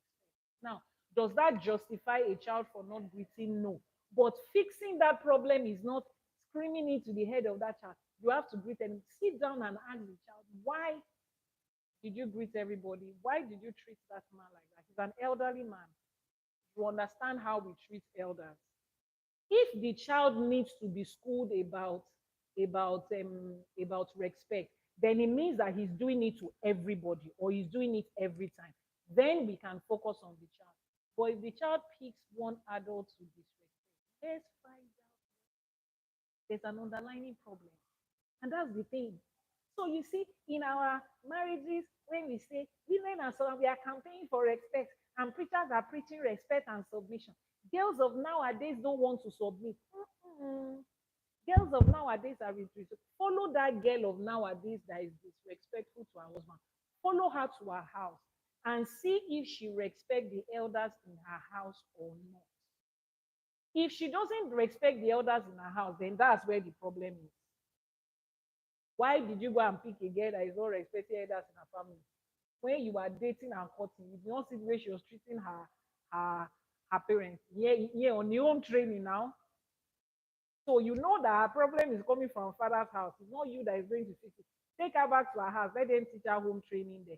But if she doesn't treat the people at home, when I mean home, I mean in every other place of life, and she doesn't treat them like that, and it's the husband she's treating like that, please, let's sit down and find out what exactly is happening in that home. The problem is not submission. The problem is, let's define it. This is probably a relationship between a man and a woman that have different purposes in life. And because society has placed the man as the head, he is forcing the woman to conform with his own purpose. And she doesn't want to. Naturally, she will rebel. This is a young woman who has seen every other woman in her environment being treated a certain kind of way in the name of boyfriend and marriage. Naturally, she will just, please, I don't want. I'm passing this cup around, and people are drinking out of the cup. And the moment they drink out of the cup, everybody is like this. Everybody is like this. Then they bring the cup to the next one. I'm sorry, please. Why? No, no problem. Thank you. I appreciate it. I don't want, because they've seen what has happened to others. So the problem is not women are disrespectful. Women are not, they don't want to submit. Civilization and TikTok is making them not to submit. The problem, sit down and ask them, have a conversation. Why? We will get to the root. Why? You want to answer the question why divorce rate has gone from 2% to 80% that it is right now. Find out how our mothers did it. Find out how marriage was being done there by both men and women. Find out from history. When two people wanted to get married in Yoruba land, in Igbo land, in the villages of Kenya and South Africa and Zimbabwe and Uganda, find out the things that went into it. Family, we go and find out about their family. It was a union of two families. The two families become one. They come to love each other. Even if you and your husband are having problems, you have sister-in-laws and mother-in-laws, and you have a whole village behind you who would encourage you that, hey, problems are bound. I grew up with him, he's my brother. When he's doing like this, don't worry, he will calm down. They had that. They took that away from us. You think it's not going to affect marriages? And we are here talking, what do you bring to the table? If you know your old rifa and I know my old rifa, your old rifa will tell me what you bring to the table. My own old rifa will tell me what you bring to the you. I mean, these are the things they took away from us. We are here arguing over 50-50. Must a man do 50? A woman do 50? Is it 100? Is it 30? Without understanding the fact that marriage, according to what Ifa says, is an individual contract. Me and you sit down together and talk about what works for us. And it is not a community business. It's not a community project. It is us.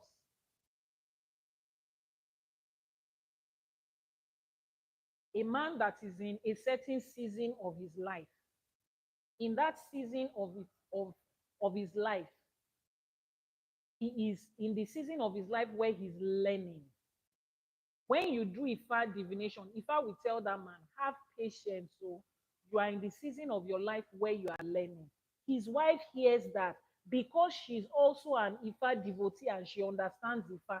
She sees the Odu that came out and she knows that at this time she has to take up more than half, if not all, the financial responsibility of that home because her husband is in his learning season.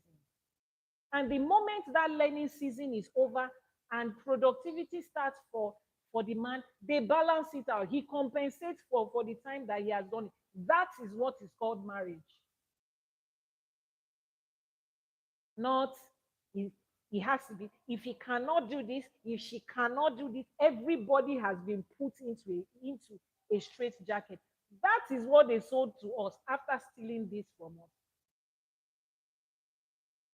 And then when you see a woman who understands the season that her husband is, and she's supporting at that time, Gen Z and baddies will tell her, hey, my dear, sharp up, wake up. I'm not sleeping, I'm awake.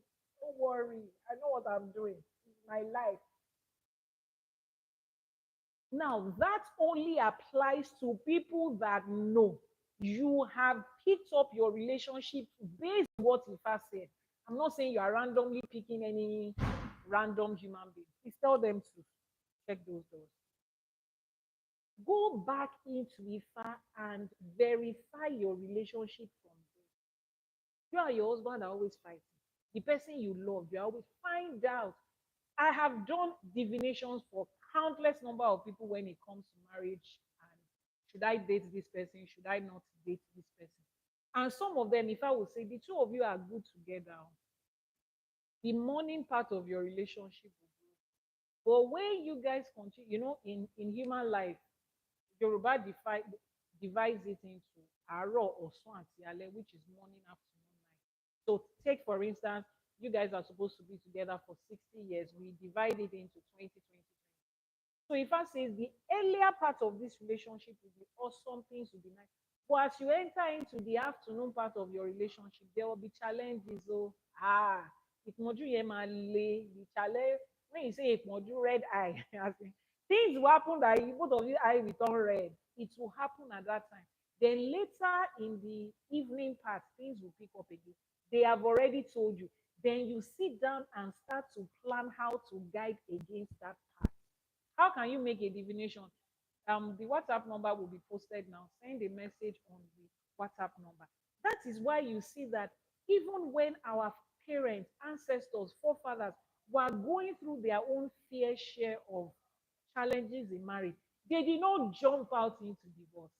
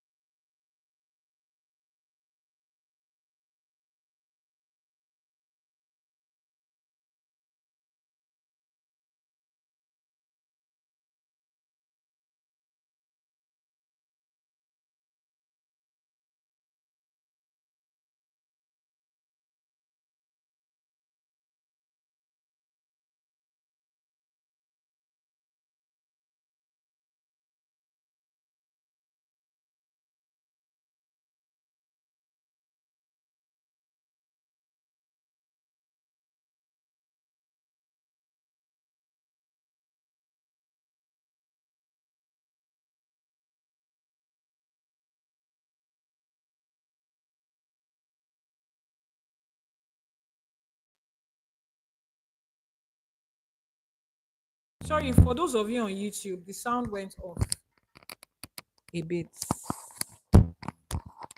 Yeah, carefully. Need to find out if that thing is applicable for you. Let's stop asking general questions that does not concern us. Yeah, are people supposed to wear white shoe? Go and ask your Ifa and your Odu, am I supposed to wear white shoe? That is when it begins to make sense. That is when it becomes a personal obsession. There are choices in my life that has become my personal obsession based on the fact that my Odu says it. I don't care what somebody else feels about it. It does not concern me. What is my business with the next person?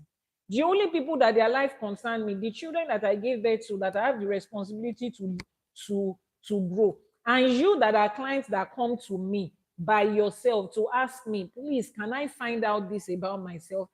Ifa does not send us to be doing gbogbo ero. I hope I've been able to answer that question. So your concern should be about you. Find out what Ifa says about you as a person. Is manifestation an Ifa thing? What do you mean by manifestation? Please, I don't want to assume that I know what you mean, because there are different forms of interpretation for manifestation. There are a group of spiritual people that says that you manifest things, like you bring things to being or things to, I don't know. But just explain to me what exactly you're asking so that I can answer you as a person. Thank you for the explanation. I have sent a message. Okay, all right. No generalization in Ifa, none at all.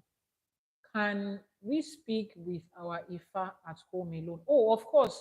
And you are not speaking with your Ifa, please. Let's correct that. You are speaking with Olodumare. Olodumare is like you are asking, can I speak with my phone when I'm at home? You don't speak with your phone. You speak with the other person at the other side of the phone. Your phone is just a tool of communication.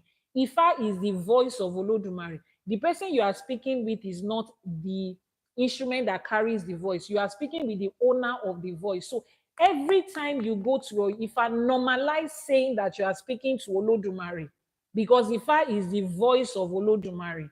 So yes, can you speak to Olodumare by yourself in your house when you have your Ifa? Yes, is a telephone that connects you to Olodumare. You hear his voice through the telephone. He also hears your voice through the telephone. So yes, you can by yourself on a daily basis, which is one of the things I teach in that subscription program, Praying the Right Way in Ifa. How to communicate with Olodumare using your Ifa after you have done your Itefa or your Ishefa and you have it. Let's see. Any other question? Any other question? No one size fits all. Orí olúkálùkù ọ̀tọ̀ọ̀tọ̀ ni, exactly. Can Yanifa do Itefa for somebody? Yanifa can do Itefa for you. Babalawo can do Itefa for you, as long as the person is qualified to.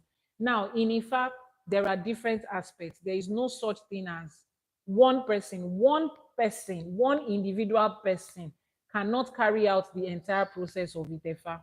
There are different people. So different people will come together. Sometimes it's an all-man team, depends on where you go. Sometimes it's a man-woman team. People have come to do Itefa in my shrine, and I am part of the team. I have people that I work with that works with me, and we complete the entire process. So it's not one person can do it. It's a combination. Your Yanifa has a part. The Babalawo has a part. The Oluwo has a part. The Yanifa that is going to carry the issue, àwọn tó máa ro èṣù lọ níwájú, they have a part. The person that is going to bath you, I mean, as a woman, if you are coming to do it, Itefa, when you have to take away your clothes and they are going to bath, is it a man that is going to do it for you? No. So different parts to it, and it involves both male and female.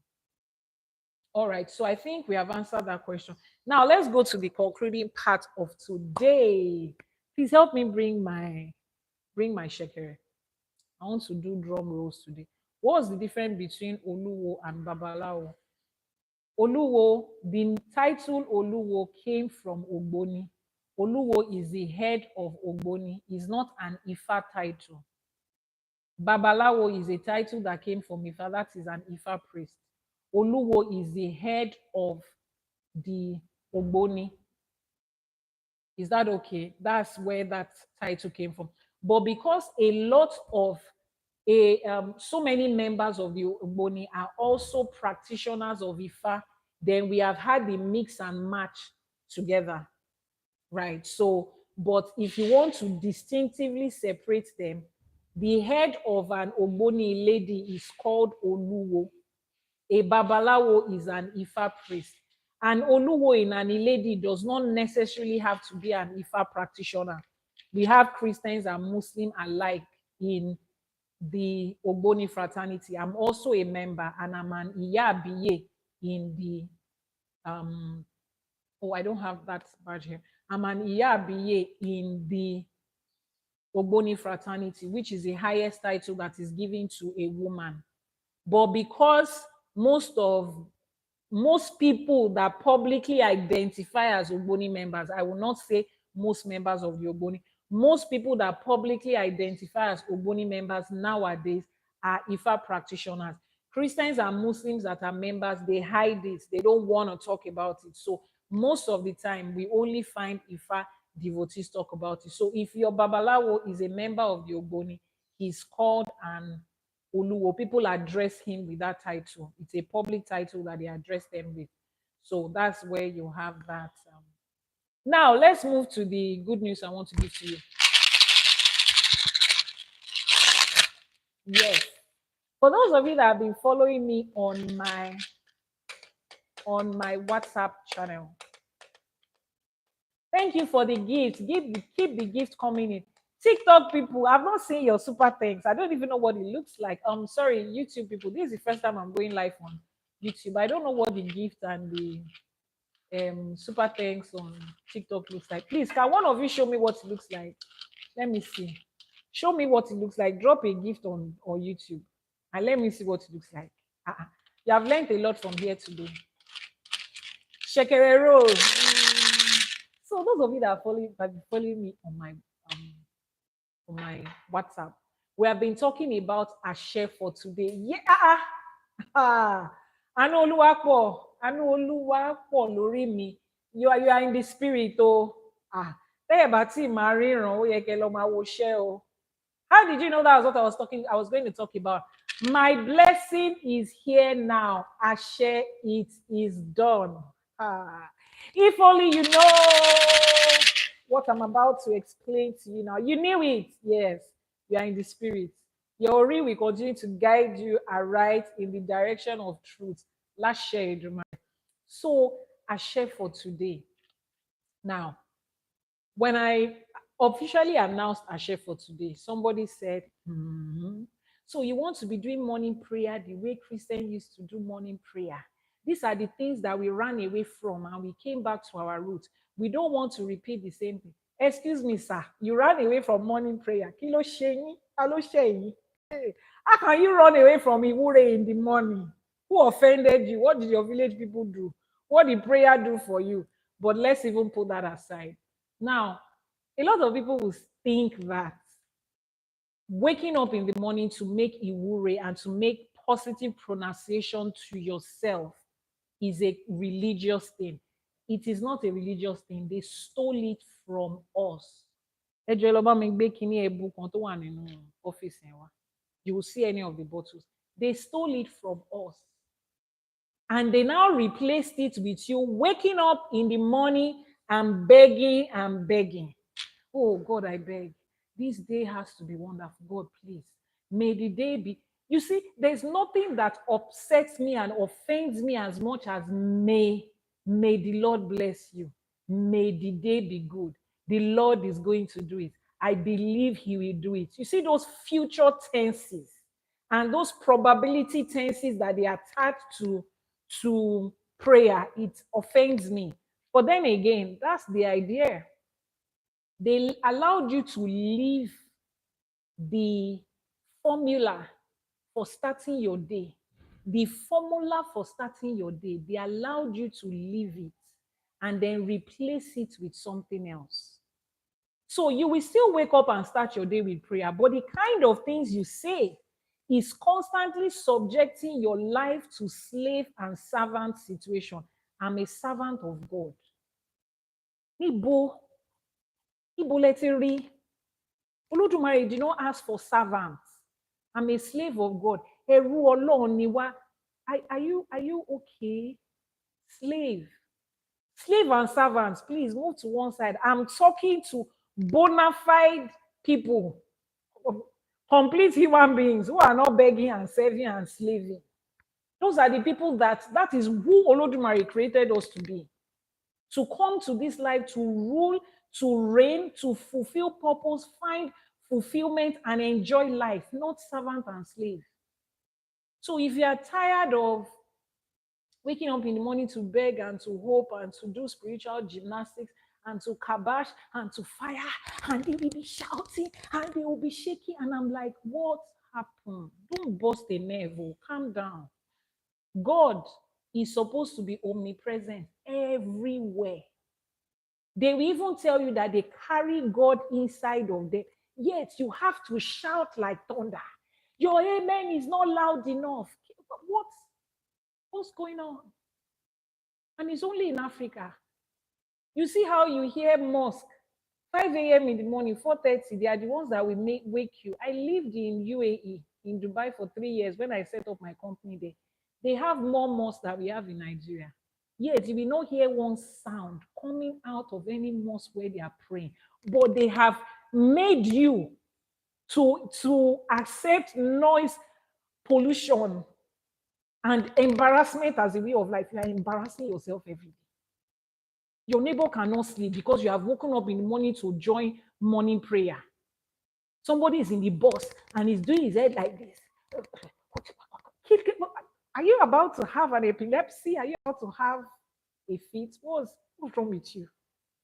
Olodumare is not that hard. It's not that deep. You just need to know the formula. And that is why our share for today is about to launch. So what is Ashe for today? Now, I was going to tell you something in Yoruba land. Now, a lot of you have seen this before. It is called, okay, this is called Ado, right? And what is inside of it is called Ebu. So you know when your Babalawo gives you a spiritual work and it comes in form of powder, like this. You see this? Now, what is the instruction they give you when you're about to do this? Now, this can be done either for money, for protection, for anything. What did they tell you? They said first thing in the morning, before speaking to anybody, you open your mouth, you do, you say you're a wure, this thing, or this and this is what I want you to do. You say the wure, you put it in your mouth, you drink either the honey or the gin or whatever it is they've asked you to drink, and you swallow it before you speak to anybody in the morning. First thing in the morning. Now, why is that? Why didn't they tell you to take it in the afternoon? That's one. Hold that thought. Secondly, have you been in a Yoruba environment or watched a Yoruba movie that somebody wakes up in the morning? Please keep tapping, keep liking, keep your gifts coming in. Keep tapping, keep liking. You guys you're making it very boring. Keep tapping and liking. Keep sharing and keep your gifts coming in. So you see how the person wakes up in the morning and maybe two people are having an issue early in the morning, and the other person comes out and rushes and starts to rain curses and negative proclamation. The moment the person makes the first one, people come and cover their mouth like this. Do you know why? The next thing you hear is, èdè ń ṣépè pẹ̀lú ẹnu àìjáta, ẹnu àìjẹpo, ẹnu àìjẹyọ̀. Meaning that you are making this negative pronouncement with a mouth that has not tasted pepper, that has not tasted salt, that has not tasted oil. In short, with a mouth that has not eaten. Now, they did not say, why are you raining negative? Why are you saying negative things? Why are you cursing? That's not what they said, though. They said, why are you doing it with a mouth that has not eaten? Why? We understand pronunciations, but we know the effect that speaking words before you eat, we know the effect that it has. We know the spiritual power that it carries as Yoruba people. This is Yoruba people. It's not church that taught us that. So the same way you carry, your mouth carries power, that first thing in the morning, what you are supposed to say with it is positive pronouncement to yourself, is to make Iwure for your day. And that is why I started the program Ashe for Today. Ashe for Today will be airing on YouTube every morning, 6 to 7 a.m. Nigerian time. For those of you on EST, that's going to be 1 to 2 a.m. Yes, 1 to 2 a.m. before the time changes again. Ashe for today. Now, what do we do? I will give you the Oduifa for the day. Remember what I told you that the Odu means is your Google map of life. Your Oduifa, one Odu. Oduifa ni afinimọ̀nà ọmọ aráyé, the one that shows you the path. So for every new day, you receive the Odu for that day and the Wure for that day. The reason you are gambling around, God will do it, breakthrough, God will do it, breakthrough, 3 days, 3 days, fire must break through. 3 days, the mountain must explode. My miracle must be here. My husband must come. The veil has to be lifted. All sort of things.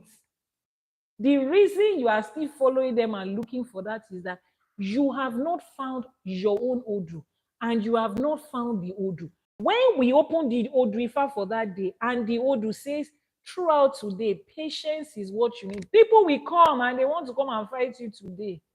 Don't. Then that day will start. It's like the world just ganged up to come and fight you. You look at them and you say, you cannot get me. Oduifa has already told me that today. And you walk out of that problem that day. And then at the end of the day, you see the people that fell into that problem. At the end of the day, it was on your job and they lost their job. They got roped into what did not concern them. And you say, so this is what Odu told us.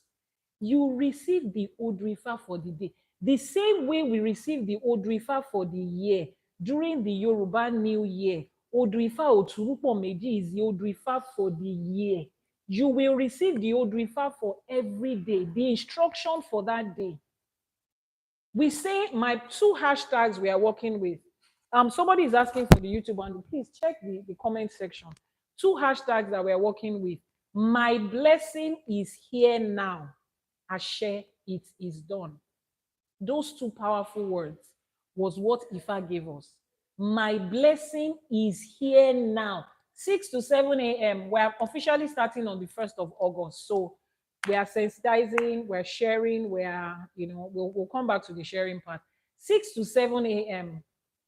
Yanifa Ewa TV on YouTube. You are going to get the Oduifa for the day. We say my blessing is here now. So if my blessing is really here, please delete that hashtag that you put. It is my blessing is here now. Ashe, it is done.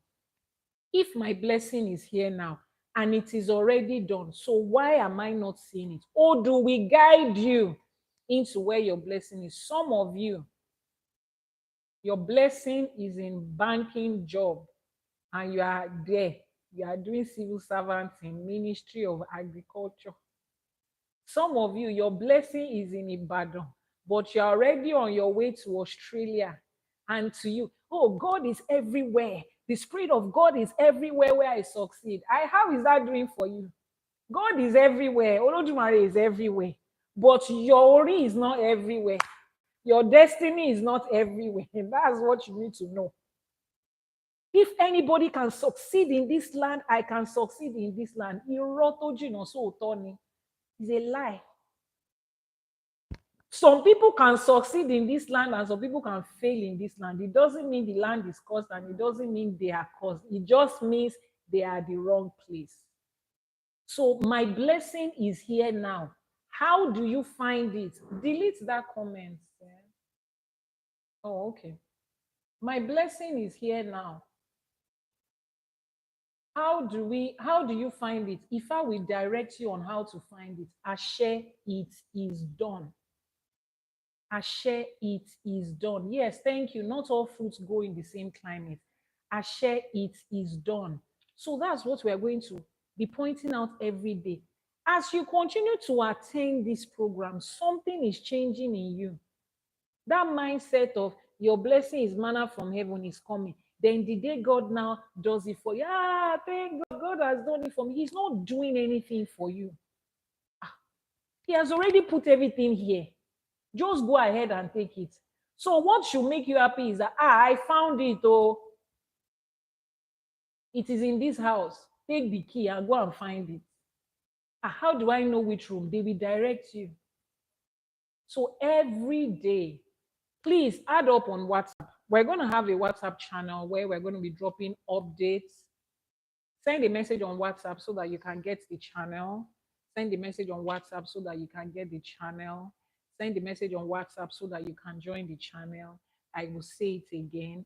And let me tell you something. The lies that they sold to us, they propagated it. Oh, that's why all of us bought it to the point that we are forgetting the truth about ourselves.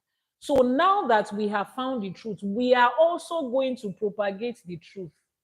Because I decide to put myself out there and speak about Ifa is the reason you can learn. How many of you will be able to go to a village and sit with a babalawo every Sunday and learn like this? So the same way that some of us have decided against all odds to put ourselves out with the truth about our please, the WhatsApp number is right there. I've pinned it. You also do your own part. It's not everybody that will come outside and speak like me. It's not everybody that will be a babalawo or an Yanifa. But there's something everybody can do. Tell the next person to tell the next person that this is the way home. The bus is filling up. We are going back home. We are going back to our roots. We are finding it. Life has to be better. A share for today, every morning, 6 a.m. to 7 a.m. Nigerian time. Convert that to your time zone. You receive the Ashe for today. You will receive the Odu for that day. And you will receive the Iwure for that day. Shoki, there is no gymnastics, there is no shot. See, let me tell you, I'm not coming there to pray for you. I don't have prayer to pray for someone. I have my life and my children.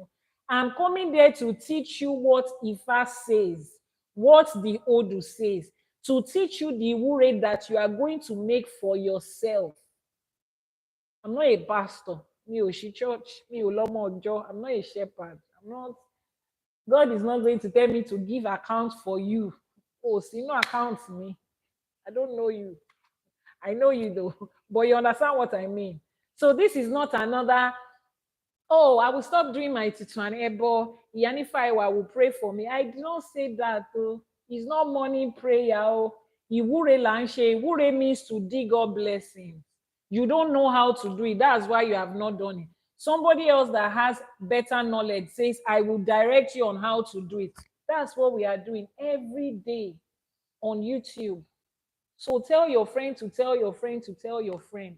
He doesn't have, there is no segregation, irrespective of your choice of religion, irrespective of your age, as long as you're an adult and you can have a phone, irrespective of your gender preference. I don't care which binary you are. If Ifa does not see, just so that you know that Ifa does not care. When you come to me to make a divination now, and you say that you want to do a divination, I don't ask you what's your state of origin, what's your color, what's your age. I don't ask you what's your gender. Are you binary or non-binary? I don't ask you what's your sexual preference. I don't ask you all of that. Ifa doesn't require it. All I need is your name and your mother's name. So you see, on Ashe for today, as long as you are a human being, we're starting on the 1st of August. Please set your alarm. 1 to 2 a.m. for those on EST. Right, yes. And those in UK, we're still on the same time. Europe, we're on the same time. Those in Ghana, it will be 5 to 6 a.m. Those in UAE, it will be 9 to 10 a.m. I know you guys will be at work. Some people would have started their day already. It doesn't matter. You can always catch a replay, you can always watch it anytime. But this is the most convenient time, at least, for every other person. So set your alarm, please, every day. So we're not coming there to pray. It's not another morning prayer. It is, how do I access my blessing? I know my blessing is here now. Olodumare says I should dig it out. Where am I going to dig it? Do we direct you? turn left and turn right. Is a GPS. Make the next turn, and you are at your final destination. Or how do they say it? And you get there and you dig out your blessing. It's as simple as that. Is that okay? All right. So I share for today, including weekends, every day, every day. Can we be every day? Because we have Sunday morning live. I think we are going to make it weekday, Monday to Friday, weekdays, because we have Sunday morning live, and it will be too much for me to do both programs on the same day. So Monday to Friday, yeah. Thanks for pointing out that to us. I've even forgotten. I'm ready to see. You see, I told somebody something. I said, if you know the improvement that life is going to become when we find out who we are and we reconnect back to Ifa. What they couldn't do in 100 years, give us another 2 years consistently on this journey, you will see the difference. Ah, somebody was talking to me about when I was preparing for this, and we talked about the things that they stole from us. And I said, we are complaining about Nigerian government, Nigerian leadership, African leaders, African leadership. Let's go back to our roots. Let them give me 5 years. We will start from the head. Everybody in a position of authority come in front of issue and come and swear in front of issue. I swear by all of these Orisha Shango, Oshun, Eshu, Obatala, Ogun, Shokmono, Oba, Yemoja. I swear in front of all of this, I'm making an oath. Emi Lagbaja, Omo Lagbaja, me, the daughter or the son of so so and so, that I will serve this country with. If I do X, Y, Z, let so so so and so happen. A máa lọ gbé àfọ̀ṣẹ ìlú jáde. Àwọn àfọ̀ṣẹ tí wọ́n fi ń, àwọn nǹkan tí wọ́n fi ń tẹ ọba ìlú èèyàn dó. Those àfọ̀ṣẹ that we use, Olúgbòhùn that we use for the whole community, the ancient one. I'm not talking about the one that they just built yesterday. We will take them in front of Ojúbọ ìlú gangan.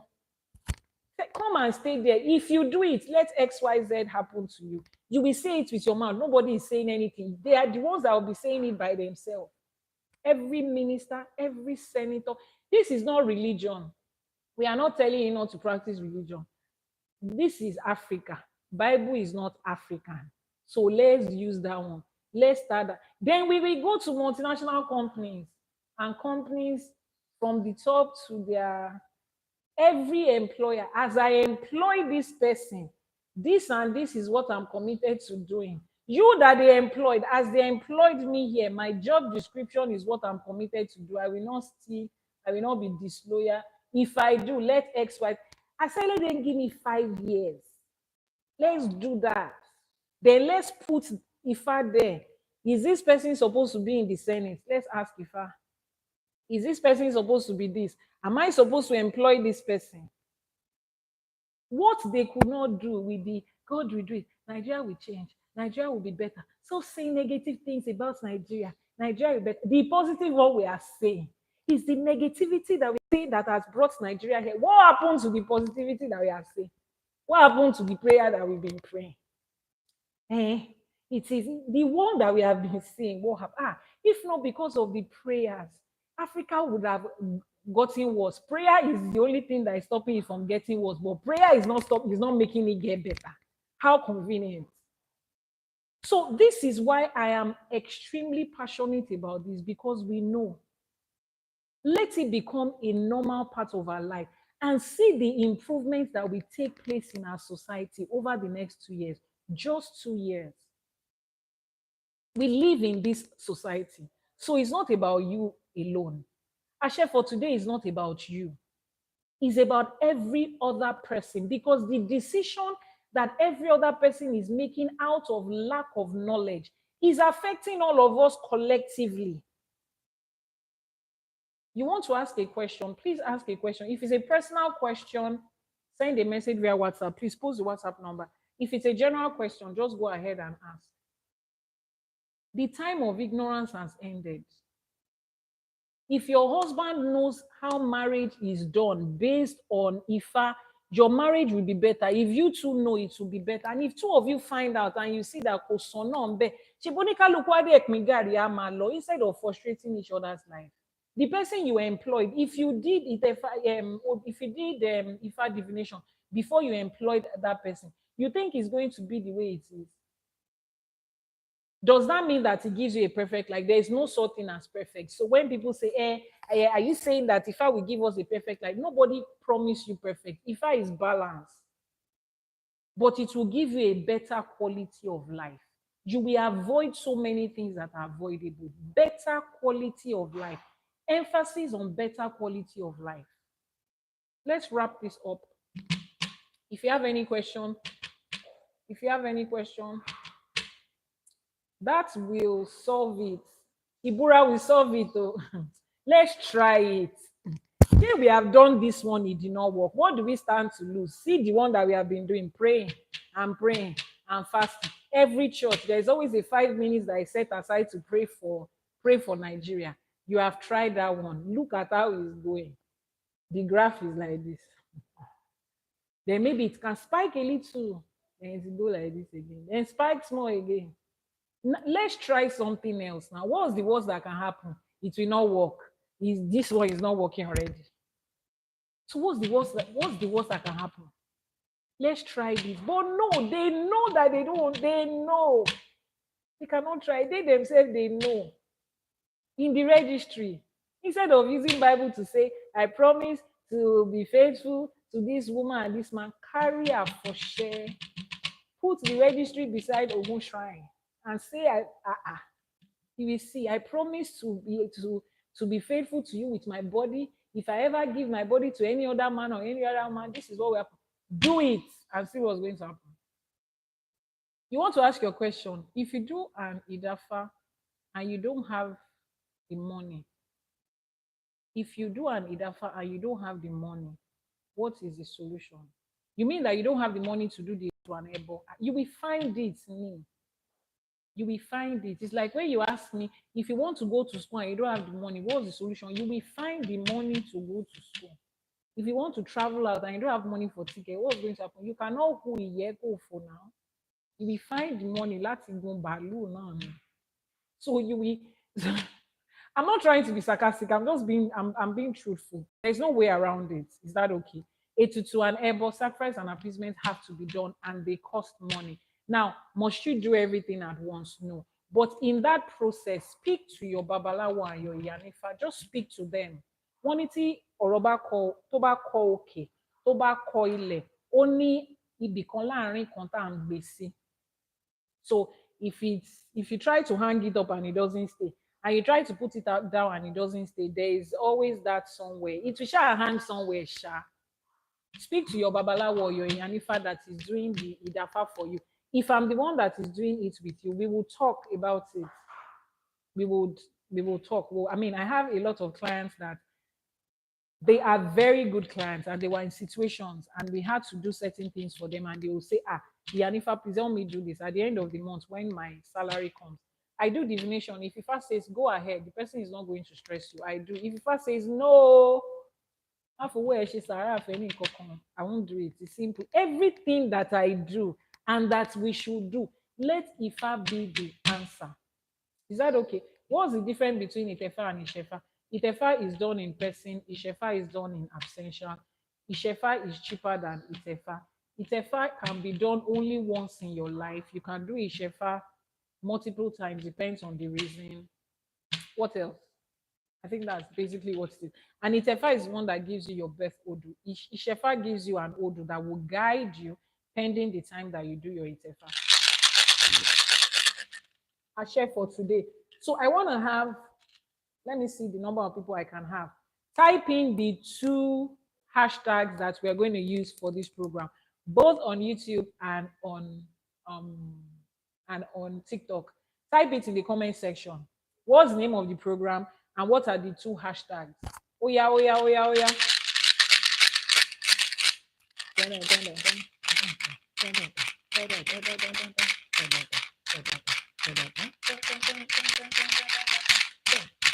What are the hashtags we are using for the program? The name of the program is Ashe for Today. Our hashtags are my blessing is here now, Ashe it is done. My blessing is here now, Ashe it is done. I must be a Yoruba to carry Ifa. No, that means you just joined us. Ifa welcomes everybody, irrespective of your color, your race, your tribe, your language, your religious inclination, your gender, your age, whatever it is. Ifa doesn't care. Anybody and everybody is welcome to Ifa. My blessing is here now. Ashe it is done.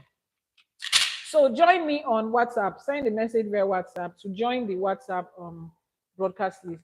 We would have to pin it on TikTok so that people will be able to get it. On the WhatsApp channel, you'll be getting daily reminders.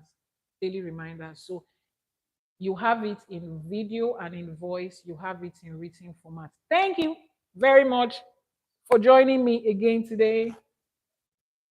Thank you very much for joining me again today. Thank you very much for joining me again today.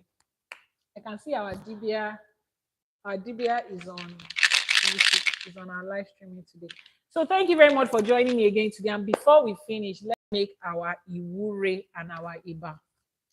Gbogbo àtọ yín o nílé lóko lẹ́yìn odi níbi gbogbo tẹ́ bá ti ń gbọ́ mi. Mo ò pè tẹ́ máa wò pé ta ló ń sọ̀rọ̀ yẹn látàárọ̀ tó ń fèbò bí ọ̀pẹ̀rẹ̀. Èmi náà ni ọmọ yín, ọ̀rẹ́ yín, olólùfẹ́ yín, olóòtú ètò Sunday Morning Live Ìyá Nífá Awóbámikẹ́fà tí gbogbo èèyàn mọ̀ sí Ìyá Nífá Ẹwà. Èmi ni olóòtú àti olùdarí ètò yìí. Èmi náà ni orí fi rán láti gbé Ifa College sílẹ̀. Ifa College jẹ́ ilé ẹ̀kọ́ tá a ti ń kọ́ nípa ẹ̀kọ́ Ifá ní oníranran ibi tó yà sí àti èdè Yorùbá fún àwọn ọmọ kéékèèké ni o àtàwọn àgbàlagbà. Gbogbo èèyàn ló lè kọ́ ẹ̀kọ́ nípa Ifá. À ń kọ́ nípa ọ̀pẹ̀lẹ̀, à ń kọ́ nípa odù, à ń kọ́ nípa ìṣègùn, à ń kọ́ nípa iṣẹ́ àwọn ìyá àbíyè lọ́nà oríṣiríṣi ọ̀nà ni.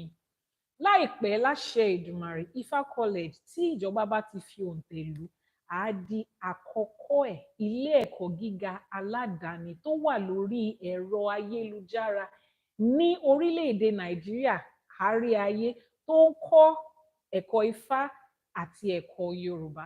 Thank you very much. I am Iyanifa Awobankefa, popularly known as Iyanifa Ewa, and I'm your host of the Sunday morning live streaming on Ifa College. I'm the founder of Ifa College, the first soon to be accredited online university of Ifa and Yoruba studies in Nigeria and all over the world. Yes, we're going to do it. Ori will make it happen. Last share, Dumari.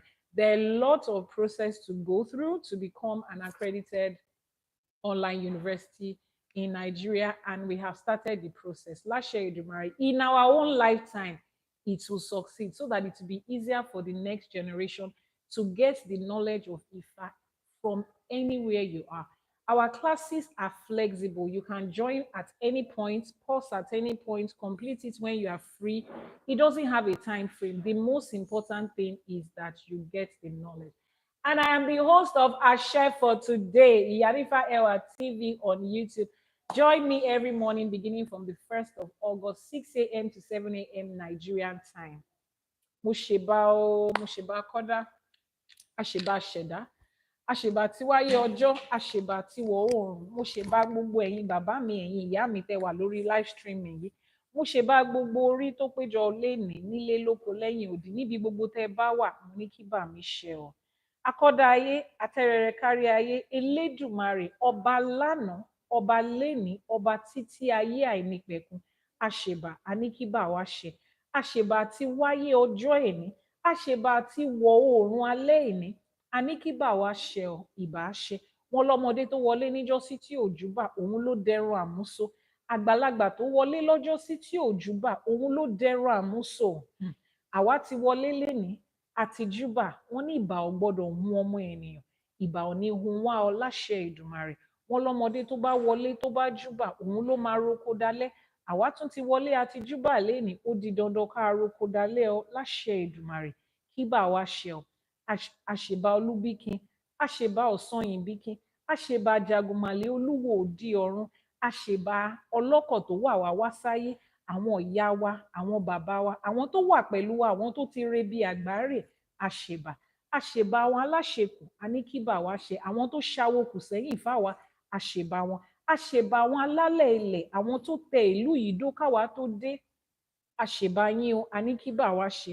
Àṣèbà yín ìyá mi, ẹ̀yin ọ̀pàkí àlàkẹ́, ẹ̀yin alágogo idẹ, ẹ̀yin olókìkí òru, ẹ̀yin atẹ̀dọ̀jòròǹró, ẹ̀yin ọlọ́mú kan tí ń fún gba ọmọ ọlọ́mú ẹlẹ́sẹ̀ kan tí ń ẹlẹ́sẹ̀ méjì jà, ẹ̀yin arógbaṣọ má balẹ̀, ẹ̀yin ìyá mi òṣòro mọ̀nìgà, àṣèbà o, a ní kí bà wá ṣe. Àṣèbà gbogbo àwọn òrìṣà tá a ní. A bẹ̀rẹ̀ láti òrìṣà ńlá, Ọbàtálá, Ọbàtálá Ọ̀sẹ̀rẹ̀màgbò, àṣèbà o, àṣèbà, a ní kí bà wá ṣe. A bọ́ sórí Ṣàngó, Arábàmbí ọkọ Ọya, lógun lẹ́kọ̀ọ́, àṣèbà. Àṣèbà òrìṣà tó ń yọná lẹ́nu, àṣèbà Olúkòso. Iná wà lọ́dọ̀ bàbá mi lókè, afẹ́fẹ́ nìkan làwa ń pè ní iná níbi tá a wà yìí. Àṣèbà Ṣàngó, àṣèbà kábíyèsí Ṣàngó, alágbádá iná, aláwọ̀ tẹ́lẹ̀ oòrùn, Ṣàngó ló ń jẹ́ bẹ́ẹ̀, Ṣàngó là ń ké sí, àṣèbà. Àṣèbà Ọ̀ṣun Ṣẹ̀ǹgẹ̀ṣẹ́, olóòyàn ayọ̀, ládékojú, ẹbọra tí ń gbénú omi, ìyá mi alágbolódò, ẹ̀yin ni mò ń ké sí, àṣèbà. Òun wáyánrin wáyánrùn bí ẹni wajé, bí ẹni wa owó, bí ẹni wa ọlá, àṣèbà o, awẹdẹ kó tó wẹ mọ́, àṣèbà, a ní kí bà wá ṣe. Àṣèbà èṣù láàlú ògiri òkú, láàróyè, wọn lẹ́lẹ́kún sunkún, láàróyè ń sùn jẹ, ẹlẹ́kún ṣunú, láàróyè ń ṣù fún, àṣèbà, a ní kí bà wá ṣe o. Ògúnlákayé ọ̀ṣì ìmọ̀lẹ̀, òlómi nílé fẹ̀jẹ̀wẹ̀wò, láṣọ nílé fi mọ̀kímọ̀ bóra, àṣèbà Ògún, a ní kí bà wá ṣe. Èṣù láàlú àṣèbà lẹ́ẹ̀kan sí, má ṣe wá ọmọ ẹlòmíì ni kò ṣe, àṣèbà, a ní kí bà wá ṣe. Gbogbo àwọn òrìṣà wa pátápátá láì yọ kankan sílẹ̀ láṣèbà. Ajé Ògúngúlùsọ onísọ bòjì, àṣèbà o, àṣèbà òrìṣà ìbejì, èyí tó ń sọ alákìísà, tó ń sọ wọ́n di ilé aláyọ̀, tó ń sọ wọ́n di ilé alájẹ, tó ń sọ wọ́n di ilé olówó, àṣèbà. Gbogbo àwọn kábíyèsí wa lórígun mẹ́rẹ̀ẹ̀rin àgbáláyé, àṣèbà kábíyèsí, àṣèbà àwọn lóyè lóyè látòkè dókè láì dá ẹnìkan sí, àṣèbà, a ní kí bà wá ṣe o. Àṣèbà orí o, àṣèbà ẹlẹ́dàá, mo ṣèbà gbogbo orí tó péjọ síbí, mo ṣèbà ẹlẹ́dàá ẹyọ kọ̀ọ̀kan nú wa, mo ní kí bà wá ṣe o. Mo ṣèbà Ajíbọ́lá, Ajíbọ́lá mi ò gbódò ọ̀rà, Ajíbọ́lá Ẹdán, mo ṣèbà, mo ṣèbà Ẹdán, mo ṣèbà gbogbo olúwo, olúwo mi, ẹ̀yin olúwo mi àsápè ọlà, alábẹ́nú àsásí, mo ṣèbà yín o. Ẹ̀yin ìyá àbíyè, lèkélèké gbàràdá, mo ṣèbà yín o. Ẹ̀yin ọlọ́jà gbọ̀rọ̀gbọ̀rọ̀ tó ń pọnmọ tí ò jẹ́ kọ́mọ jábọ́, mo ṣèbà o, mo ṣèbà Pènà, mo ṣèbà gbogbo àwọn lísà, mo ṣèbà Balógun, láti wájú látẹ̀yìn látòkè sísàlẹ̀, mo ṣèbà gbogbo yín o, a ní kí bà wá ṣe o. Àtúndúpẹ́ ọjọ́ òní, adájọ́ ọjọ́ pé wọn ò ṣe lẹ́yìn wa, gbogbo ẹ̀yin tẹ́ ẹ ti ń bá wa ṣe, àdúpẹ́, ẹ ṣé. Elédùmarè, ìwúre la tún wá ṣe yìí, ọ̀la lọ́jọ́ ajé o, ajé Ògúngúlùsọ onísọ òbòjì, ajé a ní kó dúró tì wá, ajé a ní kó filé wa ṣelé, kó fi ọ̀dẹ̀ wa ṣe ọ̀dẹ̀, ajé mò ń pè ẹ́ o, ìwọ ni mò ń ké sí. Mi ò pè é nítorí ikú, mi ò pè é nítorí àrùn, nítorí gbogbo orí tó péjọpọ̀ síbí lénìí ni mo ṣe pè é. Wá dúró sílé wa, kó o wá sọ ilé wa dilé, wá sọ kékeré ta ní, wá sọ digba fún wa láṣẹ Èdùmàrè. Gbogbo àdáwọ́lé wa kájé sọ di rere, ká kó ajé lọ́nà, ká bájé nílé, ká lájé lọ́wọ́, ká má ní lọ́rùn láṣẹ Èdùmàrè. Ibi gbogbo táwọn ẹgbẹ́ wa ti ń ná ajé, ká má bá wọn nájú níbẹ̀ láṣẹ Èdùmàrè. Ṣèbọ́ ní àtọ̀tún àtòsí báyìí lẹyẹlé ti fi ń kóre wá, kájé wá kóre wá fún wa látọ̀tún látòsí, látorígun mẹ́rẹ̀ẹ̀rin àgbáláyé ni kán máa fi gbére wá fún wa láṣẹ Èdùmàrè. Wọ́n ní láti kékeré ni ṣẹkúnṣẹkún ti gbégbá ajé lọ́mọ tiẹ̀ lórí, àwa tún máa gbégbá ajé tiwa lọ́la báyìí. Àwọn míì inú wa gan ń ṣiṣẹ́ lénìí, agbégbá ajé léra wa lórí lénìí láṣẹ Èdùmàrè. Ajé máa di owó, ó máa di ọlá, ó máa di ọlà fún wa láṣẹ Èdùmàrè. Tájé bá wá wọlé, àní fi wo àrùn, àní fi rapó sí ọmọ kékeré, àní fi ṣẹjọ́, àní fi ṣèjàmbá láṣẹ Èdùmàrè. Ajé tó máa di àníkún àlékún òun ló máa jẹ́ lọ́wọ́ wa o láṣẹ Èdùmàrè. Wọ́n ní agbetí gbére pàdé olókun, wọ́n ní kó má gbére pàdé olókun mọ́, pé kó wá gbé pàdé àwọn tó ń wò mí lénìí. Àlùkò tí ń gbére pàdé ọlọ́ṣà, wọ́n ní kó má gbére pàdé ọlọ́ṣà mọ́, kó wá gbére pàdé wa. Látọ̀tún àtòsì ni kó ti máa gbére pàdé wa. Àwọn èèyàn jàǹkànjàǹkàn, àwọn lẹ́ẹ̀kan lẹ́ẹ̀kan, àwọn lórúkọ lórúkọ tó lówó tó lájé tó lọ́lá tó lọ́là lọ́wọ́, àwọn ni kán máa gbé pàdé wa láṣẹ Èdùmàrè. Wọ́n ní irun orí ló ń bàṣírí orí, gbogbo ara ló ń bàṣírí ẹ̀dọ̀, èékánná ọwọ́ a máa bàṣírí ọwọ́, kọ́mọ aráyé wá fi ajé, kó wá fi owó àti ọlá wọn kó wá fi bò wá láṣìírí láṣẹ Èdùmàrè. Àní tẹ ojú ayé mọ́lẹ̀ o, àní ṣìṣe o, gbogbo àdáwọ́lé wa ire ló máa máa já sí o. Nǹkan tá a rò kò ní ba ìtàn rò jẹ́ o láṣẹ Èdùmàrè. Ẹni tó bá ní ó wá kubi tẹ́ ẹ gbé gbà, lójú ẹ̀ báyìí ẹ máa gbé débi gíga. Ẹni tó bá ti wá pinnu pé kò ní ṣojú òun, ẹ̀yin ẹ máa ṣoríire láṣẹ Èdùmàrè.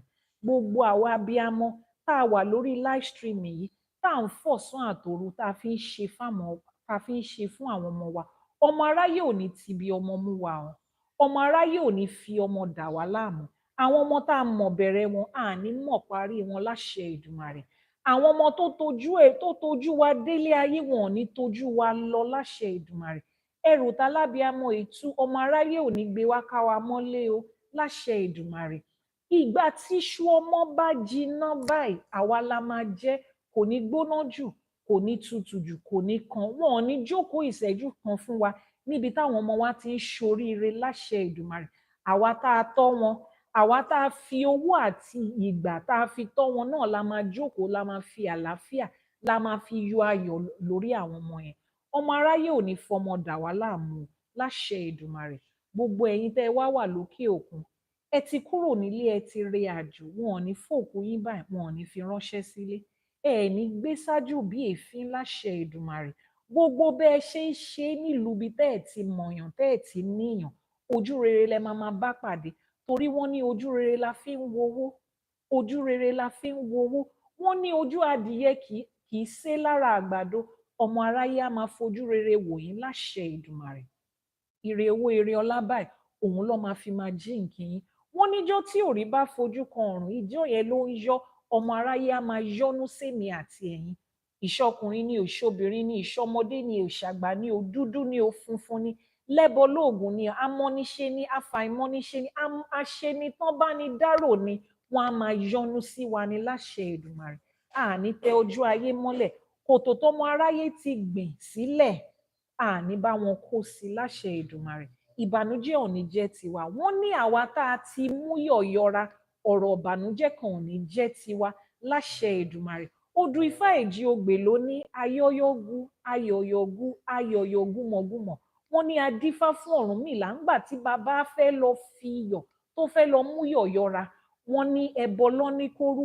Àwa tá a ti bá wọn mú yọ̀yọra, ọ̀rọ̀ ayọ̀ ní tiwa, ọ̀rọ̀ ìbànújẹ́ kan kì í báyọ̀, ọ̀rọ̀ ìbànújẹ́ ò ní bá èmi àti yín láṣẹ Èdùmàrè. Ibi tá a ti pè lórí kò ní padà dilẹ̀ o. Ibi tá a ti bá wọn wọkọ̀ dé àní fẹsẹ̀ rìn débẹ̀ o. Ẹnu tó ti jẹran ò ní padà wá jẹ egun o láṣẹ Èdùmàrè. Iwájú iwájú báyìí ni ọ̀pá ìbìtì máa ń ré sí, iwájú ni gbogbo wọn á máa lọ láṣẹ Èdùmàrè. Nínú ìgbéyàwó yín ayọ̀ ló máa jẹ́ bẹ́ẹ̀. Wọ́n ní kò sẹ́ni tó foyin sẹ́nu tó tú síta. Ọ̀rọ̀ wa ti wá di toyin báyìí, ó ti di tayọ̀ báyìí, ó ti di tọlá báyìí. Owó ẹyọ ló ní kó máa yọ̀ mọ́ èmi àti ẹ láṣẹ Èdùmàrè. Afárá oyin ló ní kó dùn fẹ́mi àti ẹ, ó dẹ̀ di dandan kó dùn fún wa. Wọ́n ní ilẹ̀ ẹjọ́ kan ò kì í ṣú kí balùwẹ̀ ó má gbàre. Ilẹ̀ ẹjọ́ kan ò ní ṣú kémi àti ẹ má gba ọrẹ. Oore ńláńlá, oore kàbìtìkàbìtì, oore odindi odindi bí atare ṣe ń di tiẹ̀ lódindi, tátare kan yìí di tiẹ̀ láàbọ̀. Èmi àti yín ò ní bá wọn dire àbọ̀ láṣẹ Èdùmàrè. Àní bá wọn dúpẹ́ tipátipá láṣẹ Èdùmàrè. Orí wa ò ní gbàbọ̀dè, ẹlẹ́dàá wa ò ní gbàbọ̀dè láṣẹ Èdùmàrè. Tá a bá wá rí aláboyún kan tó diwọ́ disẹ̀ sínú, táwọn ọmọ èèyàn ní òní bímọ tó wà nù ẹ, irọ́ kọ́ dá padà. Gbogbo ojú tó rí oyún nínú ẹ ló máa rọ́mọ lẹ́yìn ẹ láṣẹ Èdùmàrè. bó o ṣe ń fi tọ̀tún kúnlẹ̀ wàá máa fi tòsì dìde bá a ṣe gbóhùn ìyá àgbóhùn ọmọ bàbá ọmọ gan ò ní dàwátì láṣẹ Èdùmàrè ọmọ tó wá gbé wá sáyé ájọmọ tó fi ń tọrọ ọmọ ọmọ alálùbáríkà ọmọ téèyàn fi ń tọrọ ọmọ òun lélẹ́dùmarè á ṣe àwọn ọmọ yẹn fún ẹ láṣẹ Èdùmàrè o ò ní tí ọjọ́ òkúnlẹ̀ o ò ní bá bẹ́ẹ̀ lọ gbogbo ẹni tó bá láwọn ò ní rọ́mọ lọ́wọ́ ẹ àwọn ló ò ní délé bá láṣẹ Èdùmàrè bá a ṣe ń jáde tá à ń lọ àní rìn lékú lọ́wọ́ ìjọ tí Ògún bá ń fi ẹ̀jẹ̀ àwọn èèyàn pa títì láró Ògún ò ní fẹ̀jẹ̀ wa wẹ̀ láṣẹ Èdùmàrè gbogbo ẹni tó bá wá lókù bí tá a máa gbé gbà èṣù á ṣe wọn èṣù á tì wọn lu Ògún Ògún á fẹ̀jẹ̀ wọn wẹ̀ láṣẹ Èdùmàrè Ọ̀ṣun ṣẹ̀ǹgẹ̀ṣẹ̀ ládékojú ẹbọra tí ń gbénú omi bá wa ṣe ọmọ ọmọ tuntun ọmọ alálùbáríkà bá wa ṣe fún gbogbo àwọn tí ojú ọmọ ń pọ́n òrìṣà bèjì méjì méjì ni kò ṣe fún wọn láṣẹ Èdùmàrè gbogbo àdáwọ́lé wa á máa yọrí sí rere yìí tá a rántí láti wúre sí àti yìí tá a rántí láti wúre sí Elédùmarè ti gbà fún wa orí wa ti gbà wọn lábàálá lágẹmọ dá òrìṣà òkè ló fàṣẹ sí àwa tún ti dábàá lẹni òrìṣà òkè ti fá wa ó ti bá wa fàṣẹ sí torí wọn ní àwíṣẹ ní tifá àfọ̀ṣẹ ní tọ̀rúnmìlà èyí tá a wí lẹni àṣẹ ti gùn arọ ti rọ̀ mọ́ ó ti rí bẹ́ẹ̀ ó ti ṣe bẹ́ẹ̀ láṣẹ Èdùmàrè àṣẹ. Until next week when I will come your way again, this is the Sunday morning live streaming with Iyanifaiwa. This is the TikTok channel of Ifa College, and that's the YouTube page of Iyanifaiwa. Wherever it is you caught me live today, mo ní ẹ ṣé púpọ̀, onírú ṣé, ọlọ́bẹ̀ ṣé, ẹ̀yin tẹ́ ẹ bá wa jẹ́ náà ẹ kú àìbínú. Títí ọ̀sẹ̀ tó ń bọ̀, èmi náà ni ọ̀rẹ́ yín, olólùfẹ́ yín, Iyanifa Owóbánkẹ́fà tí gbogbo èèyàn mọ̀ sí Iyanifaiwa. Ashe for today, my blessing is here now. Ashe, it is done. If you need to reach me for any other thing aside from what I've spoken on today, the WhatsApp number is now pinned on the screen. Please post it on YouTube too. Send a message, send a DM, send a mail, whatever it is you need to do. Just make sure that you get in contact. Ifá gbè wá o, ìṣẹ̀ṣe á gbè wá. A ní kí Ifá ó bá wa ṣe é, k'Elédùmarè ó bá wa ṣe é. Àwọn tó ṣawo kù sẹ́yìn, ó bá wa ṣe, Ifá bá wa ṣe, Elédùmarè á bá wa ṣe. Àwọn tó ṣawo kù sẹ́yìn náà, wọ́n á bá wa ṣe. Thank you very much. Let's count down to the end of this pin. And if you missed it, if you're just joining, don't worry. There will be a replay on the YouTube channel, and you can catch it live. The YouTube channel is Ifa TV, so subscribe. And what about the number on your bio? No, don't discard it though. Both numbers are working perfectly. Both numbers are working perfectly. Anyone you choose is there. The same phone, and it's me. So Iyanifaiwa TV. Ashe for today will be airing 1st of August every day, 6 a.m. to 7 a.m. Nigerian time. Thank you very much for the encouragement, for the gifts, particularly for those that give gifts. I do not take it for granted. Thanks for the encouragement. Ajé aṣọ dirun, ajé aṣọ dìgbà fún yín. Ibi tẹ́ ẹ ti yọ, wọ́n ní àpò ṣàṣàmúra kì í gbẹ. Àpò yín ò ní gbẹ fowó, kò ní gbẹ fọ́lá, kò ní gbẹ fọ́là. Láṣẹ Èdùmàrè. Nǹkan tó ń dùn yín lọ́kàn tẹ́ ẹ lè betí méjì sọ, Elédùmarè á bá yín gbọ́, orí yín á bá yín gbọ́, ẹlẹ́dàá yín á bá yín gbọ́. Please discard that number. Who wrote that number? Please, somebody just posted the number now. I don't know who the person is. I don't know anything about the number. Please discard the number. The only number that is my number is on the link of this bio, and then it is also pinned in the comment section. Please post the number. Let me pin it. It's also pinned on the comment section. If you need to register at the Ifa College for any of our courses, either for your kids or for adults, right? It is check the website ifacollege.ng. If you have a problem with registering or you need advice on which course to pick, just send a message via WhatsApp. The WhatsApp link is also on the website. The course advisor will be there to direct you on how to register and what course to pick. Until next week, thank you so much for joining. I really appreciate it. And please, WhatsApp channel is very important so we can share out the materials, to share with a lot of people so that Ashe for today will go and we will call people back as a race, as a nation, as a people. We have to find ourselves. Enough of all this. We have to take back what is ours and take back our own identity. And it starts with you and I. Thank you so much. That's the WhatsApp number and the Ifa College website. Ire o, ẹ ṣé o. How do we end the live streaming on here? Oh, yes. Thank